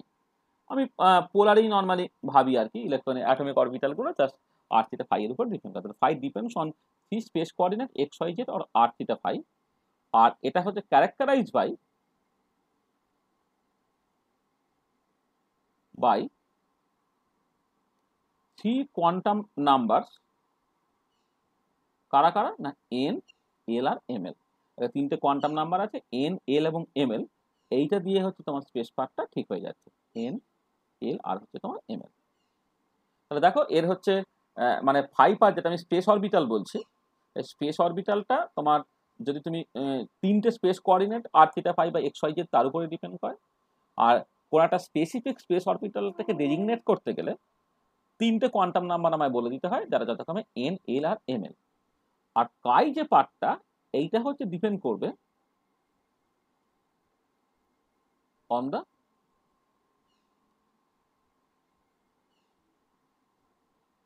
Spin coordinate. আচ্ছা স্পিন কোঅর্ডিনেটটা তুমি এই up spin or down spin এইরকম ভাবে ভাবতে পারো, up spin or down spin. হ্যাঁ এটাকে বা অনেক সময় এটাকে বলা হয় আলফা অর বিটা, মানে আপ স্পিন মানে হচ্ছে তোমার আলফা আর ডাউন স্পিন মানে বিটা, এরকম ভাবে তুমি এক্সপ্রেস করতে পারো। আর এইটা ক্যারেক্টারাইজ হবে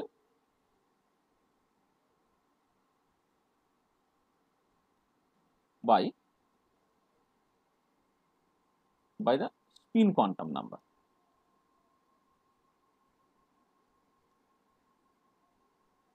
কোয়ান্টাম নাম্বার ms, যার ভ্যালুটা তোমার প্লাস হাফ হতে পারে অথবা মাইনাস হাফ, দুটোই পসিবল ভ্যালু। মানে এন এল এম এল তাদের পসিবল ভ্যালুগুলি কি সেগুলো আর এখানে বলছি না। এমএস এর পসিবল ভ্যালু প্লাস হাফ হতে পারে মাইনাস হাফ হতে পারে আর কি এইটা। এবং এইটা মানে হচ্ছে তোমার আপ স্পিন আর এইটা মানে তোমার ডাউন স্পিন, মানে যেটা ছবিতে তুমি এইটা আপ স্পিন এটা ডাউন স্পিন বা আলফাটা আপ স্পিন এটা ডাউন স্পিন, ঠিক আছে। তার মানে পরিষ্কার যেটা দাঁড়াচ্ছে যে সাইটা এইটা depends on three space coordinate and one spin coordinate এইটা। আর এটা ক্যারেক্টারাইজ বাই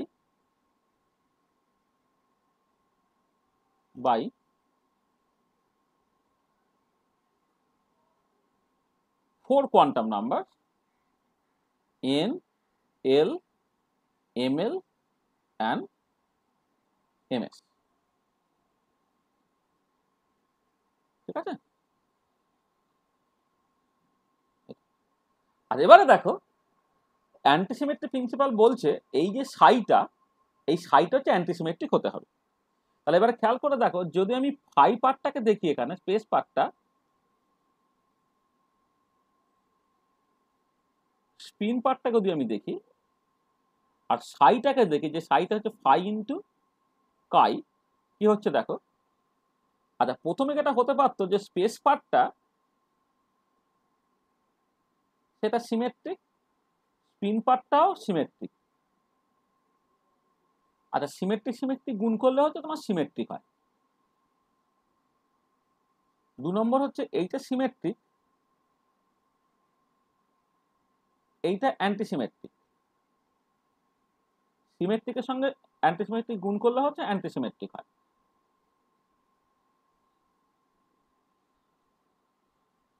তিন নম্বর হচ্ছে এটা অ্যান্টিসিমেট্রিক,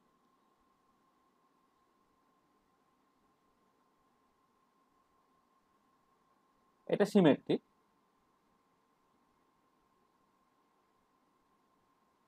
গুণ করলে অ্যান্টিসিমেট্রিক হয়। আর চার নম্বর হচ্ছে এটা অ্যান্টিসিমেট্রিক, আর এটাও তোমার অ্যান্টিসিমেট্রিক। অ্যান্টিসিমেট্রিক গুণ করলে সিমেট্রিক হয়, ঠিক আছে? তাহলে এবারে দেখো, এই যখন তুমি চারটে পসিবিলিটির কথা ভাবলে, তাহলে এইটা তোমার অ্যালাউড, কারণ ওভারঅল ওয়েভ ফাংশনটা অবশ্যই অ্যান্টিসিমেট্রিক হতে হবে। তাহলে এই দুটো কম্বিনেশন অ্যালাউড, আর এইটা আমার ফরবিডেন, এইটা হতে পারবে না কোনো একটা ইলেকট্রনিক সিস্টেমের ক্ষেত্রে, এটাও হতে পারবে না। তাহলে দেখো যে আমার ওভারঅল ওয়েভ ফাংশনটা অ্যান্টিসিমেট্রিক হতে হবে, আর ওভারঅল ওয়েভ ফাংশনের মধ্যে কিন্তু স্পেস পার্ট এবং স্পিন পার্ট আছে। স্পেস পার্ট কোনো কারণে সিমেট্রিক হয়ে গেলে স্পিন পার্ট অ্যান্টিসিমেট্রিক হতে হবে, আর স্পেস পার্ট অ্যান্টিসিমেট্রিক হলে স্পিন পার্ট হচ্ছে সিমেট্রিক হতে হবে। তাহলে খেয়াল রাখবে যে ওভারঅল ওয়েভ ফাংশন যখন তুমি তৈরি করবে, তখন কিন্তু তোমার ওই স্পেস পার্ট যদি কোনো কারণে সিমেট্রিক হয়ে যায়, antisymmetric combination of the spin part তোমাকে নিতে হবে, অ্যান্ড ভাইস ভার্সা, যদি কোনো কারণে স্পেস পার্ট অ্যান্টিসিমেট্রিক হয়ে যায়, তাহলে স্পিন পার্টটা কিন্তু সিমেট্রিক নিতে হবে। ঠিক আছে? আচ্ছা, এবার একটা স্পেসিফিক এক্সাম্পলের ক্ষেত্রে আছে। ধরো আমি গ্রাউন্ড স্টেট অফ হিলিয়াম, মানে সিম্পলেস্ট যে মাল্টি ইলেকট্রন সিস্টেমটা, সেটা হচ্ছে তোমার হিলিয়াম অ্যাটম, ঠিক আছে তো? আচ্ছা, এর গ্রাউন্ড স্টেট নিয়ে জাস্ট কথাবার্তা হবে। তাহলে এবারে দেখো, তোমার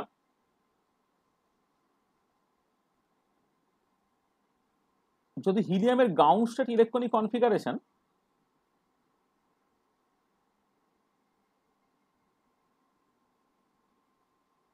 সেটা কি 1s2 এইরকম ভাবে লিখিত। তার মানে কি হচ্ছে, তোমার দুটো ইলেকট্রনই তোমার 1s অরবিটাল। আমি স্পিনটাকে এখন দেখাচ্ছি না।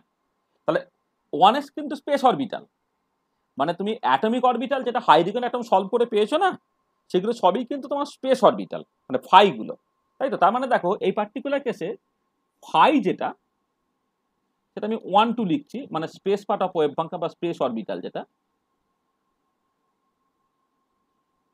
হিলিয়ামের গ্রাউন্ড স্টেটে যে স্পেস পার্ট যেটা, সেটা কি হচ্ছে না, 1s এতেই তোমার প্রথম ইলেকট্রনটা আছে, আর 1s এতেই তোমার কিন্তু সেকেন্ড ইলেকট্রনটা আছে। তাহলে 1 নম্বর 2 নম্বর দুটো ইলেকট্রনই তোমার 1s অরবিটালে আছে। আচ্ছা, এবার একটু খেয়াল করো যে যদি তুমি একটা ইন্টারচেঞ্জ করো, 1 আর 2 যদি ইন্টারচেঞ্জ করো, 5-2-1 করো, তাহলে কি হবে? 1s 1 আর 2 ছিল, তাহলে 1s 2 হলো, আর 1s 1 হলো। আচ্ছা, এইটার সাথে এই আগে পরে গুণ করাটা তো কিছু এসে যায় না। তার মানে দেখো পরিষ্কার, এটা 5-1-2 সঙ্গে সমান হয়ে গেল। তার মানে যখন তুমি এই যে গ্রাউন্ড স্টেট ওয়েভ ফাংশন, যেটা স্পেস পার্ট, যেটা এই স্পেস পার্টটা তুমি দেখতে পাচ্ছ, সেটা 1s দুটো ইলেকট্রন আছে। এবার এই দুটো ইলেকট্রন এখানেই দেখো, এই দুটো ইলেকট্রন যদি ইন্টারচেঞ্জ করি, তাহলে কিন্তু তোমার স্পেস অরবিটালটা পাল্টাচ্ছে না। তার মানে বেসিক্যালি 5-2-1 = 5-1-2।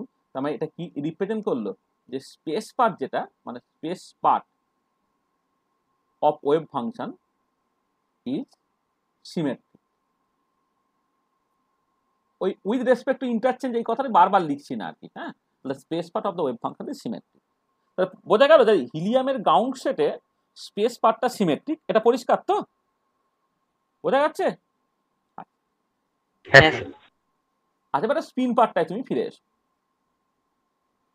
আচ্ছা, স্পিন পার্টটাকে তুমি খেয়াল করো। ধরো আমি জাস্ট একটা chi1 লিখছি দুটো ইলেকট্রনের জন্য।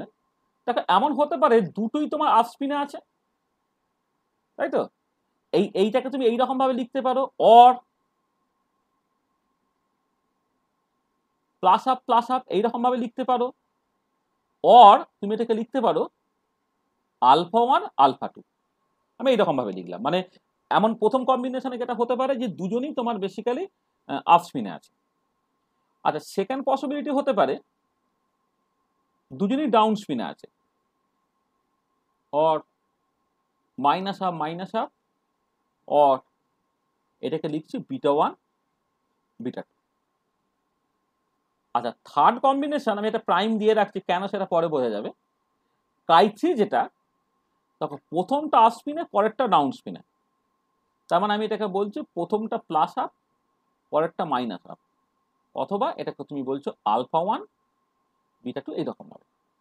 আর আরেকটা সিচুয়েশন তোমার হতে পারতো, সেটা হচ্ছে প্রথমটা ডাউন স্পিনে পরেরটা আপ স্পিনে, অর্থাৎ মাইনাস হাফ হাফ, অথবা প্রথমটা হচ্ছে ডাউন স্পিনে বিটা ওয়ান আলফা।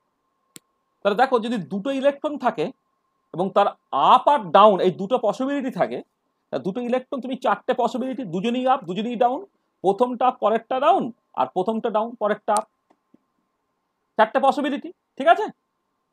আচ্ছা এবারে তুমি এক কাজ করো, এই যে কাই ওয়ান এইতে যদি 1 আর 2 তুমি ইন্টারচেঞ্জ করো কি হবে?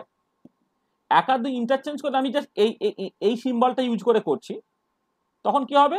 আলফা 2 আলফা 1, 1 আর 2 ইলেকট্রন দুটো ইন্টারচেঞ্জ করে গেল। দেখো এইটার সঙ্গে কিন্তু তোমার এই কাই 1 1 2 কোনো তফাৎ নেই, মানে এই গুণটা আলফা 1 আলফা 2 না আলফা 2 আলফা 1 তো কোনো তফাৎ নেই। তাহলে যেটা হলো কাই 1 2 1টা হয়ে গেল কাই 1 1 2, তার মানে এটা রিপ্রেজেন্ট করলো কি যে কাই 1টা এইটা হচ্ছে তোমার, মানে এটা রিপ্রেজেন্ট করলো এইটা হচ্ছে ইজ সিমেট্রিক, অর্থাৎ ইন্টারচেঞ্জ করছে কিছু পাল্টাচ্ছে না।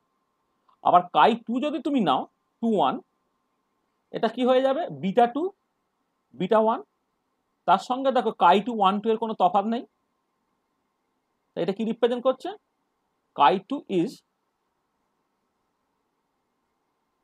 সিমেট্রিক। আচ্ছা এবার কাই 3 প্রাইমটা দেখো 2 1 যখন তুমি করছো তখন কি দাঁড়াচ্ছে? আলফা 1 বিটা 2 ছিল, তাই এটা হয়ে গেল তোমার আলফা 2 বিটা 1, বা আমি এটাকে ঘুরিয়ে দিয়েও লিখতে পারি,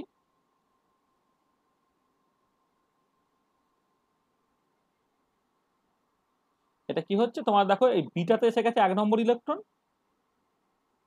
আর আলফাটা চলে গেছে 2 নম্বর ইলেকট্রন, বিটা 1 আলফা 2। আচ্ছা তুমি খেয়াল করে দেখো এইটা কিন্তু কোনোভাবেই তুমি প্লাস মাইনাস কাই 3 1 1 2 হিসেবে লিখতে পারছো না, কারণ তোমার ছিল হচ্ছে আলফা 1 বিটা 2, এখন হয়ে গেছে আলফা 2 বিটা 1। এইটা তোমার ওই আগে যে ফাংশনটা ছিল আর কি তার সমানও না বা ওই তো মাইনাস সাইনও না। তার মানে কি দাঁড়াচ্ছে? এটা ইমপ্লাই করছে যে কাই 3 প্রাইম হচ্ছে is neither symmetric not antisymmetric. ঠিক একই রকম ভাবে কাই 4 প্রাইম 2 1 যদি তুমি করো, তাহলে বিটা 1 আলফা 2 ছিল, এটাকে ঘুরে গিয়ে কি হয়ে গেল তোমার 1 আর 2 ইন্টারচেঞ্জ হয়ে গেল, মানে আলফা 1 বিটা 2 হয়ে গেল। এটা কোনো রকম ভাবেই প্লাস মাইনাস কাই 4 প্রাইম 1 2 এর সাথে সমান হচ্ছে না, তার মানে এটা ইমপ্লাই করছে কাই 4 প্রাইম এটাও হচ্ছে নাইদার সিমেট্রিক নট অ্যান্টিসিমেট্রিক।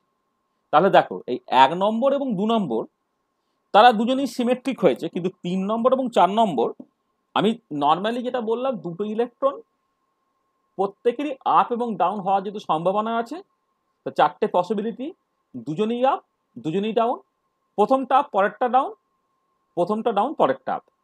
এই চারটে পসিবিলিটির মধ্যে এক সেকেন্ড, চারটে পসিবিলিটির মধ্যে প্রথম দুটো হলো সিমেট্রিক, কিন্তু পরের দুটো নাইদার সিমেট্রিক নন অ্যান্টিসিমেট্রিক।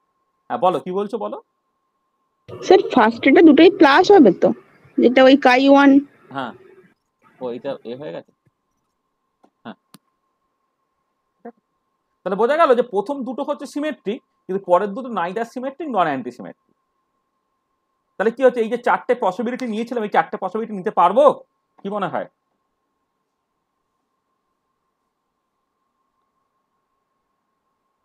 কি রে না স্যার, কেন পারবো না? কোনটা পারবো না?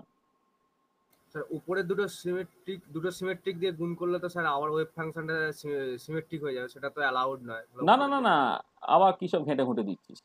মানে কার সাথে কাকে গুণ? স্পিনের সঙ্গে স্পিন তো গুণ করবো না, স্পিনের সাথে তো পেস গুণ করব।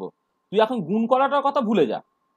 আমার দুটো ইলেকট্রন যদি থাকে তাহলে স্পিন অরবিটালটা চারটে পসিবিলিটি হতে পারে।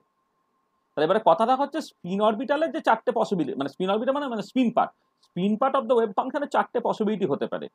সেটা হচ্ছে এই যে আমি এখানে লিখেছি 1 নম্বর 2 নম্বর 3 নম্বর 4 নম্বর। এবারে কথাটা হচ্ছে যে প্রথম যে সিচুয়েশনটা সেকেন্ড যে সিচুয়েশনটা দুটো ক্ষেত্রেই হচ্ছে spin part of the wave function symmetric হয়েছে, আর 3 নম্বর এবং 4 নম্বরে spin part of the wave function হচ্ছে অ্যান্টিসিমেট্রিক হয়েছে।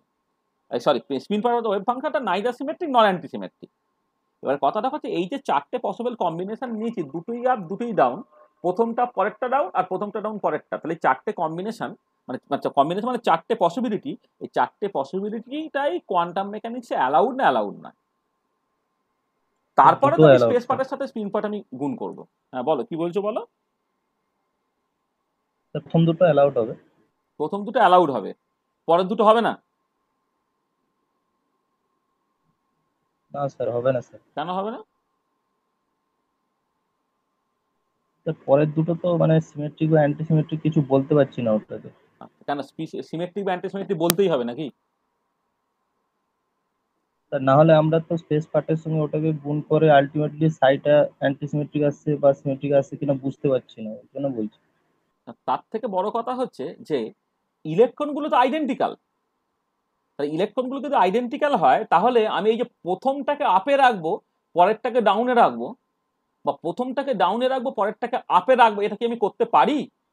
মানে যে ফার্স্ট বা সেকেন্ড, তারপরে আমি তো তা দেখ আমি বলছি তারা মানে আইডেন্টিক্যাল এবং ইনডিস্টিংগুইশেবল, কিন্তু সেই আমি হচ্ছে বলছি ফার্স্ট একটা আপ পরেরটা ডাউন, তার মানে আমি তো তাকে ডিস্টিংগুইশ করে ফেললাম। তাহলে ইনডিস্টিংগুইশেবল মানেটা কি? তাহলে তাদের সমস্ত ইন্ট্রিনসিক প্রপার্টিগুলো একই, কিন্তু আমি প্রথমটাকে যে আপ স্পিনে অ্যাসাইন করে ফেলছি, সেকেন্ডটাকে যে ডাউন স্পিনে অ্যাসাইন করে ফেলছি, এই অ্যাসাইনমেন্টটাকে আমি করতে পারি কোয়ান্টাম আইডেন্টিক্যাল পার্টিকেল যারা ইনডিস্টিংগুইশেবল তাদের জন্য।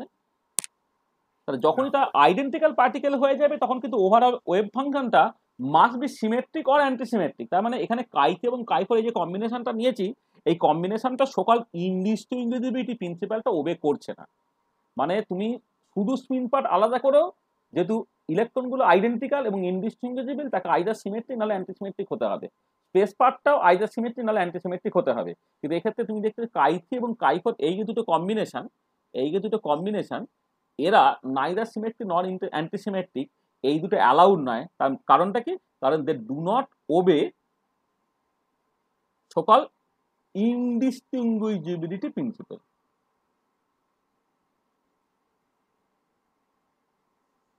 আমি আজকে ক্লাসের একদম স্যার এই শুরুতে কথাটা লিখে বুঝতে নিই। পারলাম না। সেই ইনডিস্টিংগুইশেবল প্রিন্সিপালের যে এক্সপ্লেনেশনটা দিলেন যে কিভাবে না মানছেন, ওটা বুঝতে পারলাম না। ইনডিস্টিংগুইশেবিলিটি প্রিন্সিপাল কি বলে?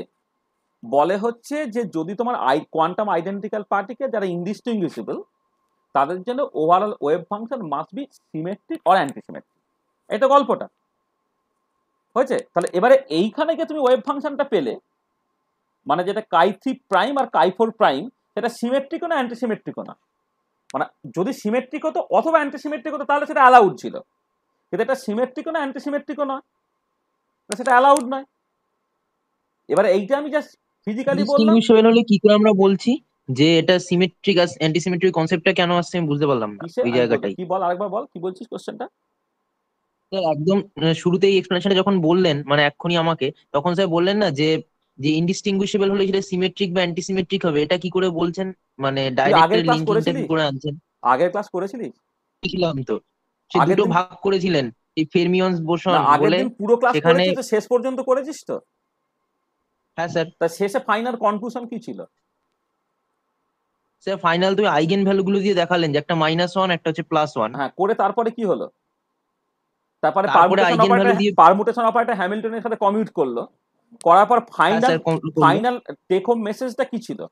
যে পরে সিস্টেম অফ কোয়ান্টাম ফাইনালটা ছিল আইডেন্টিক্যাল পার্টিকেল যারা ইনডিস্টিংগুইশেবল, তাদের জন্য overall wave function must be either symmetric or antisymmetric. This is the indistinguishability principle. ও হ্যাঁ স্যার, এবার বুঝলাম। মানে তুই ধর ধর তোর বিয়েতে বুঝলি, হ্যাঁ তুই আমি ছাড়া আর কার কাছে পড়িস? আরেকজন মাস্টারমশাইয়ের নাম বল। তুই কোন কলেজে পড়িস বল? স্যার আর কারোর কাছে তো পড়ি না। না তুই কোন মানে কলেজে পড়িস? স্যার নরেন্দ্রপুরে। নরেন্দ্রপুরে পড়িস তো? ধর রথিন্দা, চিনিস তো? হ্যাঁ স্যার। হ্যাঁ, এবারে ধর তোর বিয়েতে হচ্ছে, আমাকেও নিমন্ত্রণ করেছে, রথিন্দাকেও নিমন্ত্রণ করেছিস। রথিন্দাও তোর মাস্টারমশাই, আমিও তোর মাস্টারমশাই, ঠিক আছে তো? রথিন্দা, তাই তো নাকি? হ্যাঁ স্যার। তাহলে তোর তোর রেসপেক্টে, মানে তোর গেস্টের রেসপেক্টে আমার আর রথিন্দা সেম স্ট্যাটাস না? সেম স্ট্যাটাস নয়, হ্যাঁ স্যার। হ্যাঁ স্যার। তাই তো? আচ্ছা এবারে কি হলো, এবারে তোর বিয়েতে আমরা গেলাম, গিয়ে দেখতে মানে প্রথমে গিয়ে দেখতে পাচ্ছি যে তুই রথিন্দাকে হচ্ছে পাঁঠার মাংস দিচ্ছিস, খাসির মাংস, আর আমাকে দিচ্ছিস মুরগির মাংস, ঠিক আছে? এবারে সেইটা তোর স্যার পক্ষে কি উচিত বা সমস্যা সেটা আমি কি হচ্ছেন? ভালোভাবে মেনে নেব? না স্যার, তা কেন মেনে নেব না? স্যার কারণ আপনার দুজনে সেম স্টেটাস। তাই তো। হ্যাঁ স্যার। আচ্ছা, এবার তার বদলে ধর যদি এমন হতো যে ধর আমিও গেছি, রথিনদা গেছে, আর আমার পোষা আমি যেতে পারি না, আমার পোষা কুকুরটাকে পাঠিয়ে দিয়েছি, ঠিক আছে? তাহলে এবার রথিনদাকে খাসির মাংস দিচ্ছিস, আমার কুকুরটাকে মুরগির মাংস দিয়েছিস, তাহলে কিন্তু কেউ কিছু মনে করবে না, তাই তো? তাহলে স্যার হ্যাঁ। মানে রথিনদা আর আমাদের কুকুর হচ্ছে আলাদা স্ট্যাটাস। হ্যাঁ তুই স্যার। একজনকে তাদেরকে খাসির মাংস থেকে, একজনকে মুরগির মাংস থেকে কিচ্ছু মনে কর, তুই আমরা যখন দুজনে যাব তখন তুই যদি মানে বড় মাছটা রথিনদাকে দিলি, খারাপ মাছটা আমাকে দিলি, রথিনদাকে বেশ সুন্দর গদিওয়ালা চেয়ারে বসতে দিলি, আমাকে একটা 150 টাকা প্লাস্টিক চেয়ারে দিয়ে দিলি রংছোটা, সেটা কি করা উচিত হবে তোর জন্যে? না স্যার। একদমই। তাহলে এবারে দেখ, এবারে মানে আমি ইলেকট্রন 1 আর ইলেকট্রন 2 তাতে সেম স্ট্যাটাস, কিন্তু আমি বলছি যে প্রথম ইলেকট্রনটাকে তুমি আপ স্পিনে রাখছো। কাই 3 প্রাইম এই কম্বিনেশনে কি করলে তুমি? প্রথম ইলেকট্রনটাকে আপ স্পিনে রেখেছো, পরেরটাকে ডাউন স্পিনে রেখেছো। তা তুমি বলছো ইলেকট্রনগুলো আইডেন্টিক্যাল, কিন্তু প্রথমটাকে তুমি বলছো আপ স্পিনে থাকো তুমি। তাই এটা তুই কি করতে পারিস? মানে তুই বলছিস মনে মনে যে রথিনদা আমি এক স্ট্যাটাস, কিন্তু রথিনদাকে তুই খাসির মাংস দিচ্ছিস আর আমাকে মুরগির মাংস দিচ্ছিস, এটা কি ঠিক? না স্যার। তাহলে এইটাই হচ্ছে কথা। তাহলে আমরা যেহেতু আইডেন্টিক্যাল এবং ইনডিস্টিংগুইশেবল, আমাদেরকে কিন্তু বাবা ওরকম ওই করা যাবে না, মানে মানে দুরকম ভাবে অ্যাসাইন করা যাবে না। আমাদেরকে যা করতে হবে একই করতে হবে। প্রথমটায় কোনো অসুবিধা ছিল না, দুজনই আপ স্পিন, দুজনকে খাসির মাংস দিয়েছিস, দুজনই ডাউন স্পিন, দুজনকেই মুরগির মাংস দিয়েছিস, কারো কিছু বলার নেই যে ঠিক আছে চাকরি বাকরি পাসনি, খাসির মাংস কি করে খাওয়াবি, হ্যাঁ দুজনকে মুরগির মাংস খাইয়েছিস, কোনো অসুবিধা নেই আমাদের দুজনের মধ্যে, বা তোর দিক থেকে কোনো অসুবিধা নেই। কিন্তু তুই যখন রতিনদাকে খাসির মাংস দিয়ে আমাকে মুরগির মাংস দিবি, তখনই কিন্তু আমার জ্বালা, তাই তো নাকি? হ্যাঁ স্যার। তাতে হচ্ছে রথিনদার সাথে আমার সম্পর্কটা খারাপ হয়ে যাবে। হ্যাঁ, আচ্ছা, বোঝা গেল? আচ্ছা, এবারে কথাটা স্যার হচ্ছে, কিন্তু তোর বিয়ে না হয় পর্যাপ্ত পরিমাণ সবকিছু আছে, কিন্তু হঠাৎ করে ধর দুজনে গিয়ে পড়েছে, এবারে দেখা যাচ্ছে যে তোর কাছে জাস্ট ওই ভালো চেয়ার একটাই আছে, বাকি চেয়ার সব প্লাস্টিকের চেয়ার। তা তুই কি করেছিস না, ভালো চেয়ারে রথিনদা একটু আগে গিয়ে পৌঁছেছে বলে রথিনদাকে তুই ভালো চেয়ারটা দিয়ে দিয়েছিস। এবার আমি যখন গিয়ে পৌঁছালাম, তুই তো আর বলতে পারিস না রথিনদাকে যে রথিনদা আপনি উঠে বসুন, এই স্যারকে হচ্ছে ভালো চেয়ারটা দিই, তখন কি হবে, বাধ্য হয়ে আমাকে খারাপ চেয়ারটা দিতে হবে। বা তোর মোটামুটি এক বাটিই মাংস ছিল, খাসির মাংস, তো এক বাটি খাসির মাংস দিয়ে রথিনদাকে ভাত দিয়ে ফেলেছিস, তারপর আমি গিয়ে পৌঁছেছি। যদি আমরা সেম স্ট্যাটাস, তখন তোর কি কোনো উপায় থাকবে আর খাসির মাংসটা দেওয়া? আমাকে তখন যা মাছ ছিল বা মুরগির মাংস ছিল সেটাই আমাকে দিতে হবে। এবং তখন একটু বলে নিবি যে স্যার কিছু মনে করবেন না, আসলে এক বাটি খাসির মাংস ছিল, আমি তো বুঝতে পারি না, আপনি চলে আসবেন দিয়ে দিয়েছি, তখন আমি কিছু মনে করবো না। এবার আর একদিন দেখা গেল যে মানে অন্য একটা দিনে আমি আগে গিয়ে পৌঁছে গেছি, রথিনদা পরে গিয়ে পৌঁছে গেছে, তোর এক বাটি খাসির মাংস আছে, তুই খাসির মাংস রথিনদার জন্য রেখে দিলি আর আমাকে মুরগির মাংসটা দিলি, তাহলে আবার রাগ হবে। কিন্তু যদি এরকম হতো যে এই দিনে কিন্তু আমাকে খাসির মাংস দিলি, রথিনদাকে মুরগির মাংস দিলি, তাহলে কিন্তু কোনো অসুবিধা নেই। তার মানে ভাববো যে হ্যাঁ তুই আমাদেরকে সেম স্ট্যাটাসই দিচ্ছিস। প্রথম দিন উপায় ছিল না, একজনকে খাসির মাংস অন্যজনকে মুরগির মাংস দিয়েছি, পরের দিনে আমাকে খাসির মাংস দিলি, রথিনদাকে হচ্ছে মুরগির মাংস দিলি, তাহলে কোনো অসুবিধা নেই, তাই তো নাকি? তাহলে কিন্তু আমাদেরকে আমাদেরকে কিন্তু একই চোখে তুই দেখলি। বোঝা গেল? হ্যাঁ স্যার বোঝা গেছে। হ্যাঁ, এবং কোয়ান্টাম মেকানিক্স এটা বুঝছে কি করে, বলছে তুমি এক কাজ করো, এই কাই থিটা, দেখো আমি এই আলফা 1 বিটা 2 প্লাস একটা লিনিয়ার কম্বিনেশন নিয়ে নিলাম বিটা 1 আলফা 2, এর বেসিক্যালি মানেটা হচ্ছে যে আর আমি নর্মালাইজ করার জন্য একটা 1/√2 নিয়ে নিয়েছি, নর্মালাইজ করার জন্য, মানে এটা হচ্ছে নর্মালাইজেশন কনস্ট্যান্ট 1/√2টা, সেটা তুমি ভুলে যাও। এখন আমি কি করলাম, বেসিক্যালি 50% টাইম প্রথমটাকে আপ স্পিন পরেরটাকে ডাউন স্পিন করলাম, আর বাকি 50% টাইম প্রথমটাকে ডাউন স্পিন পরেরটাকে আপ স্পিন করে এই লিনিয়ার কম্বিনেশনটাকে নিয়ে নিলাম। আর একটা কম্বিনেশনে 1/√2 alpha 1 beta 2 minus beta 1 alpha 2। আচ্ছা, এই প্লাস বা মাইনাসটা নিয়ে মাথা ঘামিও না, কারণ আলটিমেটলি প্রবাবিলিটিটা হচ্ছে কোএফিসিয়েন্টের স্কোয়ারের সঙ্গে প্রপোর্শনাল, তাহলে এটাও হাফ হবে, এটাও হাফ হবে। তার মানে দেখো যে তুমি 50% টাইম রথিনদাকে খাসির মাংস, আমাকে মুরগির মাংস দিয়েছো, আর 50% টাইম আমাকে খাসির মাংস, রথিনদাকে মুরগির মাংস দিয়েছো। কোনো অসুবিধা নেই, এই দুটো কম্বিনেশনেই তাই হয়েছে। তাহলে এই যে পরের যে দুটো পসিবিলিটি, এই পার্টিকুলার কেসে তুমি দেখো, এবারে কাই3 যদি তুমি 2-1 করো, সেটা বেসিক্যালি কাই3 1-2 এর সঙ্গে সমান হয়ে যাচ্ছে, কারণ 1 নম্বর এবং 2 নম্বর ইন্টারচেঞ্জ করলে এইটা হয়ে যাবে, এইটা হয়ে যাবে। তার মানে পরিষ্কার এইটা হয়ে গেল কি, তোমার এইটা বলে দিচ্ছে যে কাই3টা সিমেট্রিক। আর কাই4টা দেখো, যখন 2-1 তুমি করছো, তখন মাইনাস অফ কাই4 1-2 হয়ে যাবে। কেন? কারণ এই 1 আর 2 ইন্টারচেঞ্জ করলে এইটা চেঞ্জ হয়ে এটা হবে, আর এইটা চেঞ্জ হয়ে এইটা হবে, যেটা একটা মাইনাস সাইন আছে, সেই জন্য তোমাকে একটা মাইনাস কমন নিয়ে নিতে হচ্ছে। তাহলে এইটা তোমার অ্যান্টিসিমেট্রিক হয়ে যাচ্ছে। তাহলে দেখো তুমি এই যে জাস্ট ক্লাসিক্যালি তুমি জাস্ট ভাবছিলে যে একজনকে আপ একজনকে ডাউন করে দেবো, কিন্তু কোয়ান্টাম আইডেন্টিক্যাল পার্টিকেল তারা ইনডিস্টিংগুইজেবল হয়ে যাওয়ার জন্য সেই সুযোগ তোমার নেই। তুমি যখন একজনকে আপ আর একজনকে ডাউন করবে মনে করছো, তখন কিন্তু তোমাকে ওই এইরকম ভাবে 50% টাইম একজনকে আপ একজনকে ডাউন করতে হবে, অন্য 50% টাইম একজনকে ডাউন একজনকে আপ করতে হবে। তাহলে এই যে কাই3 এবং কাই4, এইটা হচ্ছে তোমার বেসিক্যালি দেখো সিমেট্রিক। এই যে কম্বিনেশনটা, প্রথম যে কম্বিনেশনটা, এই কম্বিনেশনটা দেখো তোমার সিমেট্রিক, আর এইটা হচ্ছে তোমার অ্যান্টিসিমেট্রিক। কোনো অসুবিধা নেই এখন, বোঝা গেল?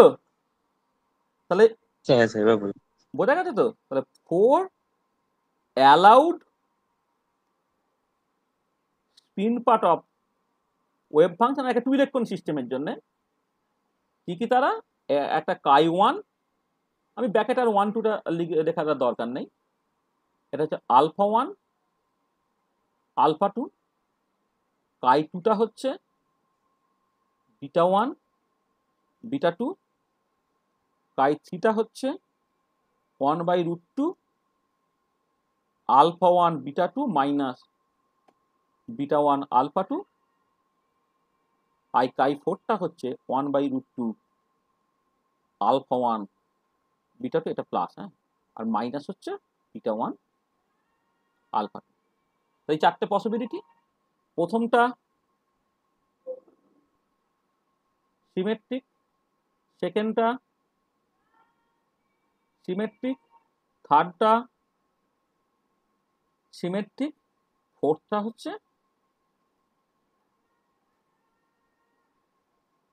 অ্যান্টিসিমেট্রিক। তাহলে বোঝা গেল একটা 2 ইলেকট্রন সিস্টেমের জন্য চারটে পসিবিলিটি কি কি, মানে স্পিন পার্টে। ঠিক আছে তো? তাহলে এবারে দেখো, আমি চাইছি হচ্ছে ground state wave function for helium বের করতে। স্পেস পার্টটা কি ছিল? স্পেস পার্টটা অলরেডি তোমার সিমেট্রিক ছিল। এবারে স্পিন পার্ট, তাহলে স্পেস পার্ট যদি সিমেট্রিক থাকে, তাহলে স্পিন পার্টের মধ্যে কোনটা নেওয়া চলবে? আমি যদি কাই1 বা কাই2 বা কাই3 নিই, তাহলে সিমেট্রির সঙ্গে সিমেট্রিক গুণ করলে সিমেট্রিক হয়ে যাবে। তাহলে অনলি পসিবিলিটি কি? কাই4। একদমই অনলি পসিবিলিটি এই যে সাইটা, তুমি ফাইটাকে নিলে তার সঙ্গে তোমার কিন্তু কাই4টাকে নিতে হবে। এইটা এইটা তার মানে কি? তাহলে তবেই হচ্ছে এইটা সিমেট্রিক, এটা অ্যান্টিসিমেট্রিক, তবেই এই পার্টটা হচ্ছে তোমার অ্যান্টিসিমেট্রিক হবে। স্পিন অরবিটালটা অ্যান্টিসিমেট্রিক হবে। তাহলে অনলি পসিবিলিটি হচ্ছে যদি তুমি ফাই গ্রাউন্ড স্টেট মানে বেসিক্যালি 1s1 1s2, তার সাথে তোমাকে নিতে হচ্ছে 1/√2 আলফা1 বিটা2 মাইনাস বিটা1 আলফা। তাহলে বোঝা গেল? তো গ্রাউন্ড স্টেটে তুমি শুধু এইটুকু লিখতে অভ্যস্ত ছিলে একদিন, মানে আজকে ক্লাসের আগে পর্যন্ত তুমি হিলিয়ামের গ্রাউন্ড স্টেট ওয়েভ ফাংশন এইটা লিখতে অভ্যস্ত ছিল 1s2। কিন্তু অ্যাট দ্য সেম টাইম তোমাকে খেয়াল রাখতে হচ্ছে যে তোমার ওই মানে দেখো, মানে অনেক সময় তোমরা হয়তো করো, মানে আমি জাস্ট সিম্পলি বলছি যে অনেক সময় হয়তো করো মানে লেখার সময় যে ঠিক আছে স্যার, আমি তো 1s-এ যখন দুটো ইলেকট্রন, তখন তো এইরকম ভাবে লিখি, তাই তো? মানে এই যে এইরকম ভাবে লেখা মানে একজনকে আপ যখন করছো আরেকজনকে ডাউন করছো, তো তাতে কিন্তু সমস্ত ইনফরমেশনটা ক্লিয়ার হলো না, মানে পিকচারটা ক্লিয়ার হলো না। এই যে কম্বিনেশনটা, এতে কিন্তু পরিষ্কার বোঝা যাচ্ছে তুমি প্রথমটাকে আপে রেখেছো, পরেরটাকে ডাউনে রেখেছো, তাই তো? তোমার অ্যাকচুয়ালি করা উচিত ছিল কি? অ্যাকচুয়ালি করা উচিত ছিল হচ্ছে যে 50% টাইম প্রথমটাকে আপে রেখেছো, পরেরটাকে ডাউনে রেখেছো, আরো 50% টাইম কিন্তু প্রথমটা ডাউনে, পরেরটাকে আপে রাখতে হবে। তার মানে বেসিক্যালি তোমার এইটা অ্যাকচুয়ালি নট কারেক্ট। তার বদলে তোমাকে যেটা রাখতে হতো, বা আমি উল্টোটা বলতে পারি, যে যদি তুমি এই 1s এ দুটো ইলেকট্রন প্রথমটাকে ডাউন পরেরটাকে আপ করি, এটাও কিন্তু নট কারেক্ট। Not correct. হ্যাঁ, কারেক্টটা কি না, কারেক্টটা হচ্ছে বেসিক্যালি এদের দুজনের কম্বিনেশন। তাহলে অ্যাকচুয়ালি কারেক্টটা কি? কারেক্টটা হচ্ছে তোমার এই 1/√2 প্রথমটা পরেরটা ডাউন, প্লাস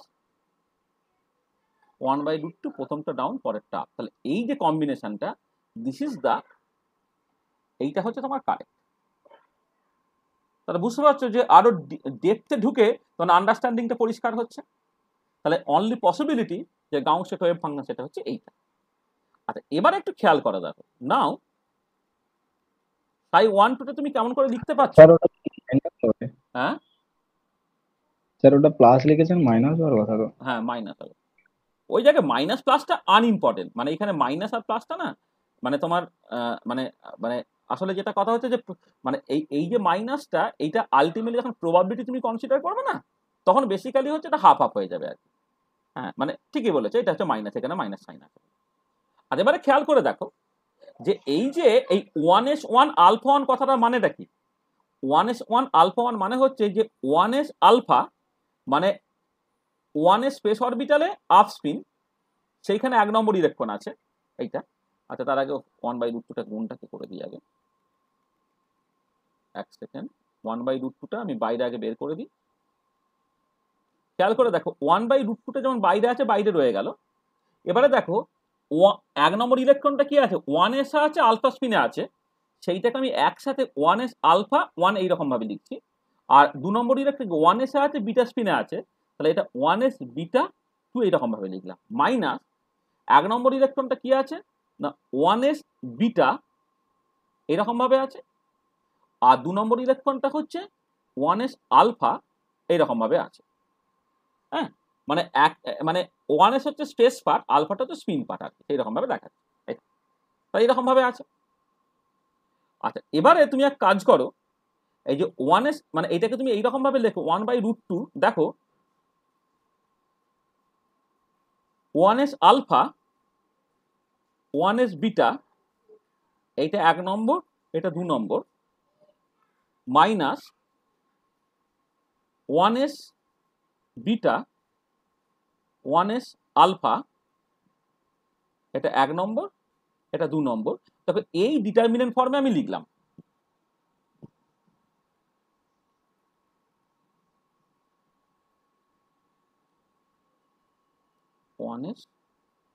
বিটা 2 নম্বর, দেখো এই ডিটারমিনেন্ট ফর্মে আমি লিখলাম, দেখো একই না, 1s আলফা 1 1s বিটা 2 এইটা, minus 1s beta 1 1s alpha 2 এইরকম ভাবে লিখলাম। তাহলে দেখো আমি এই এই যে ওয়েভ ফাংশনটা পেয়ে, যেটা অ্যান্টিসিমেট্রিক ওয়েভ ফাংশন, সেই অ্যান্টিসিমেট্রিক ওয়েভ ফাংশন তুমি এইরকম ভাবে লিখতে পারছো, অথবা কেউ এরকম ভাবে ভাবতে পারে, কারণ একটা ডিটারমিনেন্টের রো কলাম ইন্টারচেঞ্জ করলে একই থাকে, 1s বিটা 1 1s বিটা 2, মানে রো কলাম ইন্টারচেঞ্জ করলে তোমার একই থাকে, সেখানে এটাও লিখতে পারো, এটাও লিখতে পারো। তার মানে কি, দেখো এই যে অ্যান্টিসিমেট্রিক ওয়েভ ফাংশনটাকে তুমি একটা ডিটারমিনেন্ট ফর্মে লিখতে পারলে। আচ্ছা, এবারে যদি তুমি এইরকম করে ভাবো, 1s আলফা এটাকে তুমি সাই 1 বলো, আর 1s বিটাটা সাই 2 বলো, ঠিক আছে? 1s আলফাটাকে তুমি সাই 1 বলো, 1s বিটাটাকে সাই 2 বলো, তখন সাই 1 2টাকে তুমি কি লিখতে পারছো, দেখো 1/√2 সাই 1, মানে যদি এইরকম করে দেখো সাই 1 সাই 2 সাই 1 সাই 2, 1 নম্বর ইলেকট্রন 1 নম্বর ইলেকট্রন 2 নম্বর ইলেকট্রন 2 নম্বর ইলেকট্রন,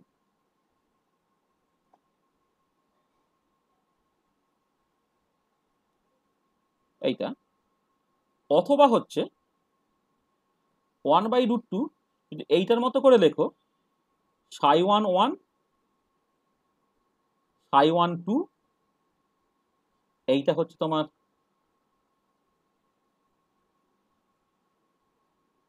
ψ2 1 ψ2 2, এরকম এটা লিখতে পারো তুমি। ঠিক আছে, তাহলে দেখো যেটা হচ্ছে যে তুমি এই অ্যান্টিসিমেট্রিক ওয়েভ ফাংশনটাকে ডিটারমিনেন্ট ফর্মে লিখছো। আর আরেকটা জিনিস একটুখানি বলি যে এই 1s আলফাটাকে তুমি যদি সাই বলো না বা ψ1 বলো, দেন 1s বিটা যেটা আমি ψ2 লিখেছিলাম এইটা অনেক বইতে দেবে ψ1 বার লেখা থাকে। এই ψ1 এবং ψ1 বারের সম্পর্কটা কি? ψ1 bar has the same space part of ψ1 but opposite spin part. ওই যে অনেক সময় হচ্ছে দেখবে হয়তো ψ1 মানে অনেক বই তুমি হয়তো পড়বে যেখানে ψ1 বার লেখা আছে। হ্যাঁ, যাক তাতে কোনো অসুবিধা কিছু নেই, তুমি কি বলছো আর কি, মানে বেসিক্যালি যদি সেম ফেস পার্ট এবং অপোজিট স্পিন পার্ট হয় তাহলে ψ1 ψ2 আলাদা সিম্বল ইউজ না করে একটা ψ1 একটা ψ1 বার বলে দেয়, দেখ ওটা ইম্পর্টেন্ট নয়। তাহলে একটা কথা হচ্ছে যে দেখো তুমি জাস্ট একদম সিস্টেমেটিক্যালি গাউস স্টেট অফ হিলিয়াম, তার জন্যে তুমি অ্যান্টিসিমেট্রিক ওয়েভ ফাংশনটাকে কনস্ট্রাক্ট করলে ফ্রম ফার্স্ট প্রিন্সিপল, এবং সেই অ্যান্টিসিমেট্রিক ওয়েভ ফাংশনটাকে তুমি একটা ডিটারমিনেন্ট ফর্মে লিখতে পেরেছো। কি পরিষ্কার ব্যাপারটা? হ্যাঁ স্যার। ঠিক আছে তো? আচ্ছা হ্যাঁ স্যার। আচ্ছা, আবার দেখো হ্যাঁ ধরো স্যার। ধরো তুমি লেটসে গাউস স্টেট অফ লিথিয়ামটাকে দেখছো। আচ্ছা, গাউস স্টেট অফ লিথিয়ামের ক্ষেত্রে তোমার কি হয় না 1s এ দুটো ইলেকট্রন থাকে, 2s এ একটা ইলেকট্রন থাকে, এবং তুমি এইরকম ভাবে লিখতে অভ্যস্ত,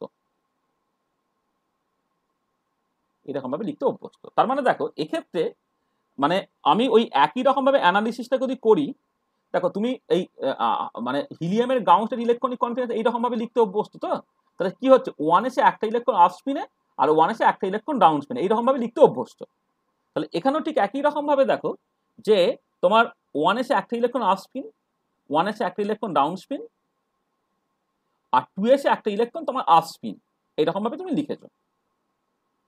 তার মানে এই পার্টিকুলার কেসে যে যে স্পিন অরবিটালগুলো ইনভলভ একটাকে আমি ψ1 বলছি যেটা 1s আলফা, একটা ψ2 যেটা 1s বিটা, আর একটা যেটা ψ3 যেটা 2s আলফা। তাহলে এই তিনটে স্পিন অরবিটাল ইনভলভ, তুমি এইটাকে ভাবতে পারছো এটা ψ1, এটা ψ1 বার, এটা যেমন ψ3 আছে সেরকম তুমি লিখতে পারবে। আচ্ছা, এবারে 2 ইলেকট্রন সিস্টেমের ক্ষেত্রে ব্যাপারটা অনেক সহজ। 3 ইলেকট্রন সিস্টেমের ক্ষেত্রে তুমি একই রকম ভাবে তুমি একটা মানে গাউস স্টেট ওয়েভ ফাংশনটাকে কনস্ট্রাক্ট করতে পারো। এর ক্ষেত্রে যেটা গাউস স্টেট ওয়েভ ফাংশনটা হবে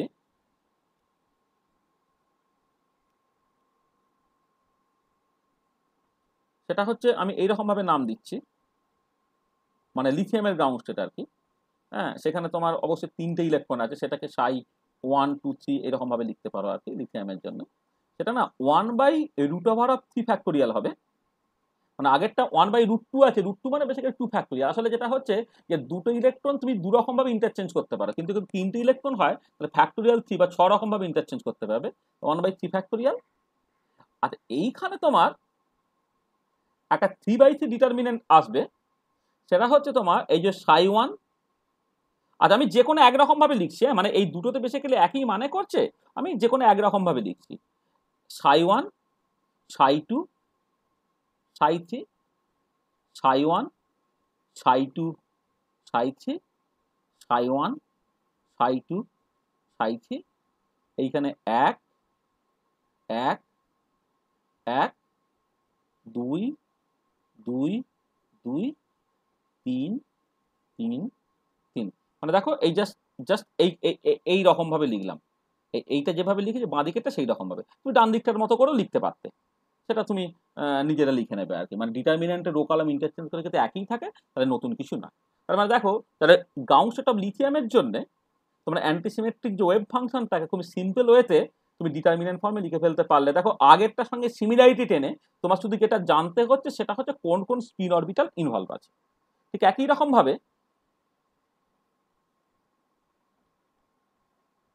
গ্রাউন্ড স্টেট অফ বেরিলিয়াম যদি তুমি কনসিডার করো তাহলে ইলেকট্রনিক কনফিগারেশনটা কিভাবে লেখো 1s2 2s2, অর্থাৎ 1s এ দুটো ইলেকট্রন, একজন আপে আছে একজন ডাউনে আছে, আর 2s এ দুটো ইলেকট্রন, একজন আপে আছে একজন ডাউনে আছে। তাহলে এই কনফিগারেশন থেকে তোমাকে প্রথমেই বুঝে নিতে হবে যে স্পিন অরবিটালস ইনভলভ।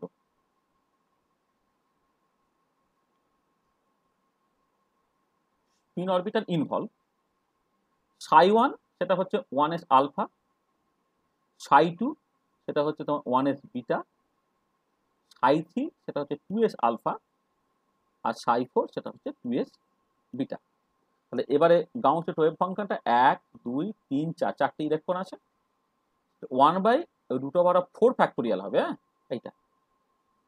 আর এবার একটা 4/4 ডিটারমিন্যান্ট, ψ1 ψ2 ψ3 ψ4, ψ1 ψ2 ψ3 ψ4, ψ1 ψ2 ψ3 ψ4, 1 1 1 1 2 2 2 2, আর একটা হবে ψ1 ψ2 ψ3 ψ4, 3 3 3 3, আর finally 4 4 4 4।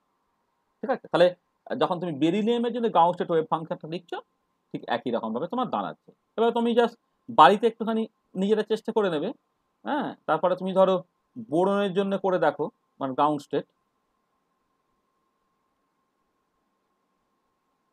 Sorry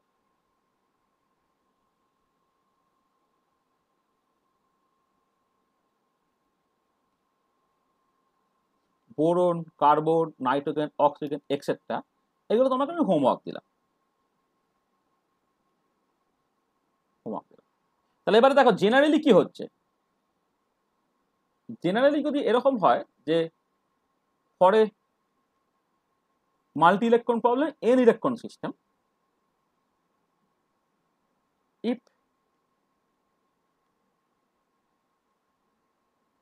spin orbitals involve, সেগুলো তোমার ψ1 ψ2 ডট ডট ডট ডট করে ψn পর্যন্ত হয় এইটা, তাহলে দেন